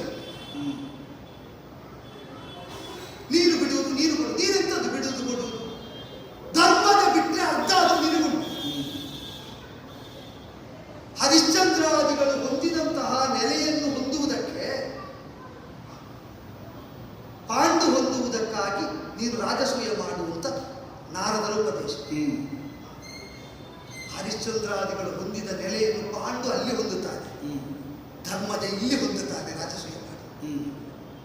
ತಾನು ಚತುಸ್ಸಾಗರ ಪರಿವೇಷ್ಟಿತವಾದ ಸಪ್ತದ್ವೀಪಾರ್ಪಿತವಾದ ಭೂಮಂಡಲಕ್ಕೆ ಅಧಿಪತಿಯಾದರೂ ತಾನು ಉದಾರಿಯಾದೆ ಅಂತಾದರೆ ತನ್ನ ಸತ್ಯಕ್ಕಾಗಿ ತನ್ನ ನಿಷ್ಠೆಗಾಗಿ ತಾನು ಬಿಟ್ಟುಕೊಡಬಲ್ಲ ವಿಶ್ವಾಮಿತ್ರರಂಥವರ ಪಾದಮೂಲಕ್ಕೆ. ಅದು ಹರಿಶ್ಚಂದ್ರ ತನ್ನ ಕುಟುಂಬದ ಸ್ವಜನರ ಹಿತರಕ್ಷಣೆಗಾಗಿ ಈ ಕಾಲದಲ್ಲಿ ಚಕ್ರವರ್ತಿತ್ವ ಇದ್ದರೂ ತಾನು ಅನುಭವಿಸದೆ ಬಿಟ್ಟುಕೊಡಬಲ್ಲ. ಅದು ಈ ಕಾಲದಲ್ಲಿ ಧರ್ಮದ ವಚನೆ ಮಾಡು. ಯುಗಾಂತರದಲ್ಲಿದ್ದ ಹರಿಶ್ಚಂದ್ರನಂತಹ ಯೋಗ್ಯತೆಯನ್ನು ಹೊಂದಿದ ಧರ್ಮಾತ್ಮನಾದ ಸತ್ಯಾತ್ಮನಾದಂತಹ ಧರ್ಮಜನ ಮಹತ್ವಕ್ಕೆ ಮಾನ್ಯತೆಯನ್ನು ಕೊಡದೆ ಪಾತಕಿಯಾಗುವುದಕ್ಕೆ ಹೊರಟಿದ್ದೆ. ಅವರಿಗೆಲ್ಲ ಹೊಡೆಯುತ್ತೇನೆ ಬಡಿತೇನೆ ಬರಿದೆ ಸಾಯಿಗಳು ಏನಿಲ್ಲ ಅಂತ ಆಗ್ತದೆ ನಿನಗೆ. ಯಾರ್ಯಾರದನ್ನು ಅನುಭವಿಸಿ ಬದುಕಿದ ಒಂದು ಖ್ಯಾತಿಯನೇ ಅಲ್ಲ ಅಂತಾಗಿ ಹೋಗ್ತೀನಿ. ಇಲ್ಲಿಯ ತನಕ ಆಳ್ತಾ ಇದ್ದದ್ದು ಯಾರು? ಪಾಂಡವನ ಔದಾರ್ಯದಿಂದ ಪೀಠದಲ್ಲಿ ಕುಳಿತ ನಿನ್ನ ಅಪ್ಪ ದಿಗ್ವಿಜಯ ಮಾಡಿ ಬಂದಾಗ ಯಾವ ಶಾಪವೂ ಇರಲಿಲ್ಲ ಪಾಂಡವಿಗೆ. ಅಣ್ಣನಿರುತ್ತ ಜನ್ಮಾಂತರಾದ ಕಾರಣದಿಂದ ನಿನಗೆ ಪೀಠ ಇಲ್ಲ, ನಾನು ಆಳ್ತೇನೆ ಅಂತ ಹೊರಟ್ರೆ ಒಳ್ಳೇದಾಗುತ್ತೆ. ನಾನೇ ರಾಜ. ಮಧ್ಯಮಾರ್ಗದಿಂದ ನೀವು ಇಟ್ಟದ್ರಿಂದ ಈಗ ಚಕ್ರವರ್ತಿತ್ವ ಸ್ಥಾಪನೆ ಮಾಡಿದ್ರೆ ನಾನೇ ರಾಜ. ಆದರೆ ನೀವೆಲ್ಲ ಅವನ ಹೇಳಿಕೆ ಅಂತ ನಡೆಸಿಕೊಳ್ಳಿ. ನಾವು ಮೃಗಯ ವಿನೋದಿಯಾಗಿ ಕಾಡಿನಲ್ಲಿರ್ತೇನೆ, ಅವಶ್ಯಕವಾದಾಗ ಬರ್ತೇನೆ. ಈ ಭರವಸೆ ಕೊಟ್ಟು ಕಾಡಿನಲ್ಲಿ ಹೋಗಿ ಸತ್ಯರ ಜೊತೆಗೆ ನೆಲೆಯಾದವ. ಯಾವ ಶಾಪವೂ ಸಿಕ್ಕಿರಲಿಲ್ಲ ಆಗ. ಅಶನಕ್ಕೆ ವಸನಕ್ಕೆ ಬೇಕಾದದ್ದು ಊರಿಂದ ಕೊಟ್ಟು ಕಳಿಸ್ತಾ ಇದ್ದ ನಿನ್ನ ಅಪ್ಪ. ಪಾಂಡವನ ಔದಾರ್ಯದಿಂದ ಇಲ್ಲಿ ನೆಲೆಯಾದವು. ಆ ಪರಂಪರೆ ಮುಂದುವರಿಸುವುದಾದ್ರೆ ಪಾಂಡವರ ಔದಾರ್ಯದಿಂದ ನೀನೇ ಪ್ರಭುವಾಗಿ ನೆಲೆಯಾಗು. ಅವರು 5 ಗ್ರಾಮದಲ್ಲಿ ಇರ್ತೇವೆ ಎಂದದ್ದು. ಅವರು ಪರಂಪರೆ ಎಷ್ಟು ಚೆನ್ನಾದ ಪ್ರತಿನಿಧಿಗಳು ನೋಡು. ನಿನಗೆ ಅರ್ಥ ಆಗುದಿಲ್ಲ. ನಾನೇ ಆ ಪಾಂಡು ಕೊಟ್ಟ ರಾಜ್ಯವನ್ನು ಅಪ್ಪ ಆಳ್ತಾ ಇರುವಾಗ ತನ್ನದು ಅಂತ ಭ್ರಮಿಸಿ ನೀನು ಬದುಕಿದೆ. ಈಗ ಕೊಡದಿದ್ದರೆ ಬರಿದೇ ಸಾಯ್ತು. ಇಲ್ಲಿಯ ತನಕೂ ಹೊಂದಲಿಲ್ಲ, ಇನ್ನೂ ಹೊಂದಲಿಲ್ಲ. ಬದುಕಿದಷ್ಟು ದಿನ ಪರರ ಔದಾರ್ಯದಲ್ಲೇ ಕೌರವ ಬದುಕಿದ. ಅವನದ್ದಾಗಿ ಏನನ್ನೂ ಹೊಂದಲಿಲ್ಲ. ಯಾರ್ಯಾರದ್ದನ್ನು ವಿನಿಯೋಗಿಸಿದ ಕೊನೆಗೆ ತನ್ನದ್ದಾಗಿ ಏನನ್ನು ಹೊಂದದೆ ಸತ್ತ ಅಂತ ಆಗುತ್ತದೆ. ಬರಿದೆ ಸಾಯದೆ ಒಲಿದು ಪಾಂಡವರುಗಳ ಕೂಡಿ ಎಲ್ಲ ನಿನ್ನದಾಗ್ತದೆ. ಪಾಂಡವರು ಕೊಟ್ಟು ನಿನ್ನದಾಗಿಸ್ತಾರೆ, ಕೊಲಿಸುವುದಿಲ್ಲ. ನಾನು ಹೋಗಿ ಇಲ್ಲ ಯುದ್ಧ ಅಂತ ಹೇಳಿದೆ, ಮತ್ತೆ ಅವರು ನಿನ್ನನ್ನು ಕೊಲ್ಲುವುದರಿಂದ ಯಾರು ತಡೆಯಲಾರರಪ್ಪ. ನನ್ನ ಮಾತು ನಾತಿಕ್ರಾಮೇ ವಚನಂ ಕೇಶವಸ್ಯ, ಇದು ಧರ್ಮಜನ ಧ್ಯೇಯ ವಾಕ್ಯ. ಈ ಸನ್ನಿವೇಶದಲ್ಲಿ ಹೇಳಿದ್ದೆ. ಕೇಶವ ಬಂದು ಯುದ್ಧ ಅಂದ್ರೆ ಯುದ್ಧ ಮಾಡ್ತೇನೆ, ಅತಿಕ್ರಮಿಸುವುದಿಲ್ಲ. ಸಂಧಾನ ಅಂತ ಒಪ್ಪಿದ್ದಾರೆ ಅಂದ್ರೆ ಸಂಧಾನಕ್ಕೆ ನಿಲ್ಲುತ್ತೇನೆ, ಅತಿಕ್ರಮಿಸುವುದಿಲ್ಲ ಅಂತ ನಾನೀಗ ಹೋಗಿ ಹೇಳಿದ ಹಾಗುಂಟು. ಯಾರಿದ್ದಾರೆ ಭೂತಳದಲ್ಲಿ ನಿನ್ನಂತಹ ಭೂರಿ ಭಾಗ್ಯದ ಒಂದು ಹೋಲಿಕೆಗಾಗಿ ಅಜ್ಜನಿಂದ ಮೊಮ್ಮಕ್ಕಳ ತನಕ ಎಲ್ಲರನ್ನು ಹೊಂದಿದಂತಹ ಸಂಪದ್ಭರಿತವಾದ ಸಾಮ್ರಾಜ್ಯವನ್ನು ಧರ್ಮದ ಅಲ್ವೋ ನಿನ್ನ ಅಣ್ಣ ಅಲ್ವೋ ಈ ಪರಂಪರೆಗೆ ಅದು ಉಂಟು. ದೇವಾಪಿ ಔದಾರ್ಯದಿಂದ ನೃಪತಿಯಾದ ಶಂತನು, ಹಿರಿಯರಾದಂತಹ ಭೀಷ್ಮರ ಔದಾರ್ಯದಿಂದ ನೃಪತಿಯಾದ ಚಿತ್ರಾಂಗದ ವಿಚಿತ್ರ ವೀರ್ಯರು. ಅದೇ ಪರಂಪರೆ ಮುಂದುವರಿಕೆ ಅಂತ ತಿಳಿ. ಧರ್ಮಜನ ಔದಾರ್ಯದಿಂದ ನೃಪತಿಯಾಗುವಂತಹ ಗೌರವ ಅದನ್ನು ಈ ನಾಡು ಕಾಡುವಂತಾಗಲಿ. ಹಿರಿಯರನ್ನು ಅತಿಕ್ರಮಿಸಿದರೆ ಕ್ಷಾಮ. ಕ್ಷಾಮ ಅಂದ್ರೆ ಒಂದೇ ರೂಪದಲ್ಲಿ ಬರಬೇಕು ಅಂತಿಲ್ಲ. ಹಿರಿಯರು ಪೀಠ ಹೊಂದಬೇಕಾದಲ್ಲಿ ಹೊಂದದೆ ತಾನು ಹೊಂದಿದೆ ಅಂತ ಆದರೆ ಆಗ ಲೋಕವನ್ನು ಬಾಧಿಸುವುದು ಕ್ಷಾಮ. ಅದು ಯುದ್ಧದ ರೂಪದಲ್ಲೂ ಇರಬಹುದು, ಮಾರಣದ ರೂಪದಲ್ಲೂ ಇರಬಹುದು. ಹಿರಿಯರು ಒಪ್ಪಿಕೊಟ್ಟದನ್ನು ಅನುಭವಿಸಿದರೆ ಸುಭಿಕ್ಷೆ. ಹಿರಿಯರಾದ ಧರ್ಮದ ಔದಾರ್ಯದಿಂದ ನಿನ್ನನ್ನು ಪ್ರಭು ಅಂತ ಅಂಗೀಕರಿಸ್ತಾನೆ. ನಿನ್ನ ಅಪ್ಪನ ಕಾಲಾನಂತರ ತನಗೆ ಸಿಕ್ಕಿದ 5 ಗ್ರಾಮದಲ್ಲಿ ಇರ್ತಾನೆ. ಆದ್ದರಿಂದ ಒಲಿದು ಪಾಂಡವರುಗಳ ಕೂಡಿ ಅದಲ್ಲ ಅಂತ ಆದರೆ ಕೃಷ್ಣ ನೀನು ಚಕ್ರ ಕೆಳಗಿಟ್ಟಿದ್ದಿ, ಮತ್ತೆ ನೀನು ಕೊಲ್ಲಿಸುವಲ್ಲಿ ಬರುವುದಿಲ್ಲ, ಚಕ್ರ ಇಲ್ಲ ಅಂತೆಲ್ಲ ಹೇಳಬೇಡ. ಅವರು ನನಗೆ ಹೇಳಿದ್ದಾರೆ, ನೀನು ಚಕ್ರ ಕೆಳಗಿಟ್ಟು ಪ್ರಯೋಗ ಮಾಡುವುದು ನೀನೇ ಕೃಷ್ಣ. ನಾವು ಆಯುಧಗಳ ಹಾಗೆ ಒದಗಿ ನಿಲ್ಲುತ್ತೇವೆ, ನಿನ್ನ ಪಂಚ ಪ್ರಾಣಗಳಂತೆ ನಿನ್ನೊಳಗೆ ಒದಗಿರ್ತೇವೆ. ಪ್ರಕಟ ಆಗುವ ಬಲ ಈ ಕುರುಕುಲದಲ್ಲಿ ದುರಾದರೆ ಪ್ರಕಟ ಆಗುವ ಪಾಂಡವ ಬಲ ಕೃಷ್ಣನ ಬಲ. ಪ್ರಕಟ ಆಗುವ ಆಯುಧಗಳ ಸಂಕಲ್ಪ ಕೃಷ್ಣ ಸಂಕಲ್ಪದಂತೆ. ಇದು ಪಾಂಡವರ ಸಂಕಲ್ಪ, ನನ್ನದಲ್ಲ. ನಿನ್ನನ್ನು ಅತಿಕ್ರಮಿಸುವುದಿಲ್ಲ ಎಂಬ ಧರ್ಮಜನ ಮಾತನ್ನೇ ನಾವು ವಿವರಿಸ್ತಾ ಇರುತ್ತೇವೆ. ಆದ್ದರಿಂದ ತಡೆಯಬಲ್ಲೆನಾದದ್ದರಿಂದ ಕೊಲ್ಲುವುದಕ್ಕೆ ಮನಸ್ಸಿಲ್ಲದ್ದರಿಂದ ಕೇಳ್ತಾ ಇದ್ದೇನೆ. ಹೇಗೆ ಇನ್ನಾದರೂ ಪತನ ಹೇತುಕವಾದ ಕರ್ಮವನ್ನು ಮಾಡಿ ನೀಚಗತಿಯನ್ನು ಹೊಂದುವುದರಿಂದ ತಾಯಿ, ತಂದೆ, ಗುರುಗಳು, ಹಿರಿಯರು ಎಲ್ಲರೂ ಹೇಳ್ತಾ ಇದ್ದಾರೆ. ಕೈ ಹಿಡಿದ ಸತಿಯೂ ಬಂದು ಬುದ್ಧಿ ಹೇಳಿ ಆಯ್ತು ಸಭೆಯಲ್ಲಿ. ಇನ್ನ ಇನ್ನಾದ್ರೂ ಬದುಕುವುದಿದ್ರೆ ಸ್ವಲ್ಪ ಕಾಲ, ಒಮ್ಮೆಗೆ ಉತ್ತರ ಹೇಳಬೇಡ, ಸ್ವಲ್ಪ ಕಾಲ ಯೋಚನೆ ಮಾಡಿ ನಿರ್ಣಯ ಹೇಳು. ಏನು ಹೇಳಿದ್ರು ನಾನು ನೋಡುವ.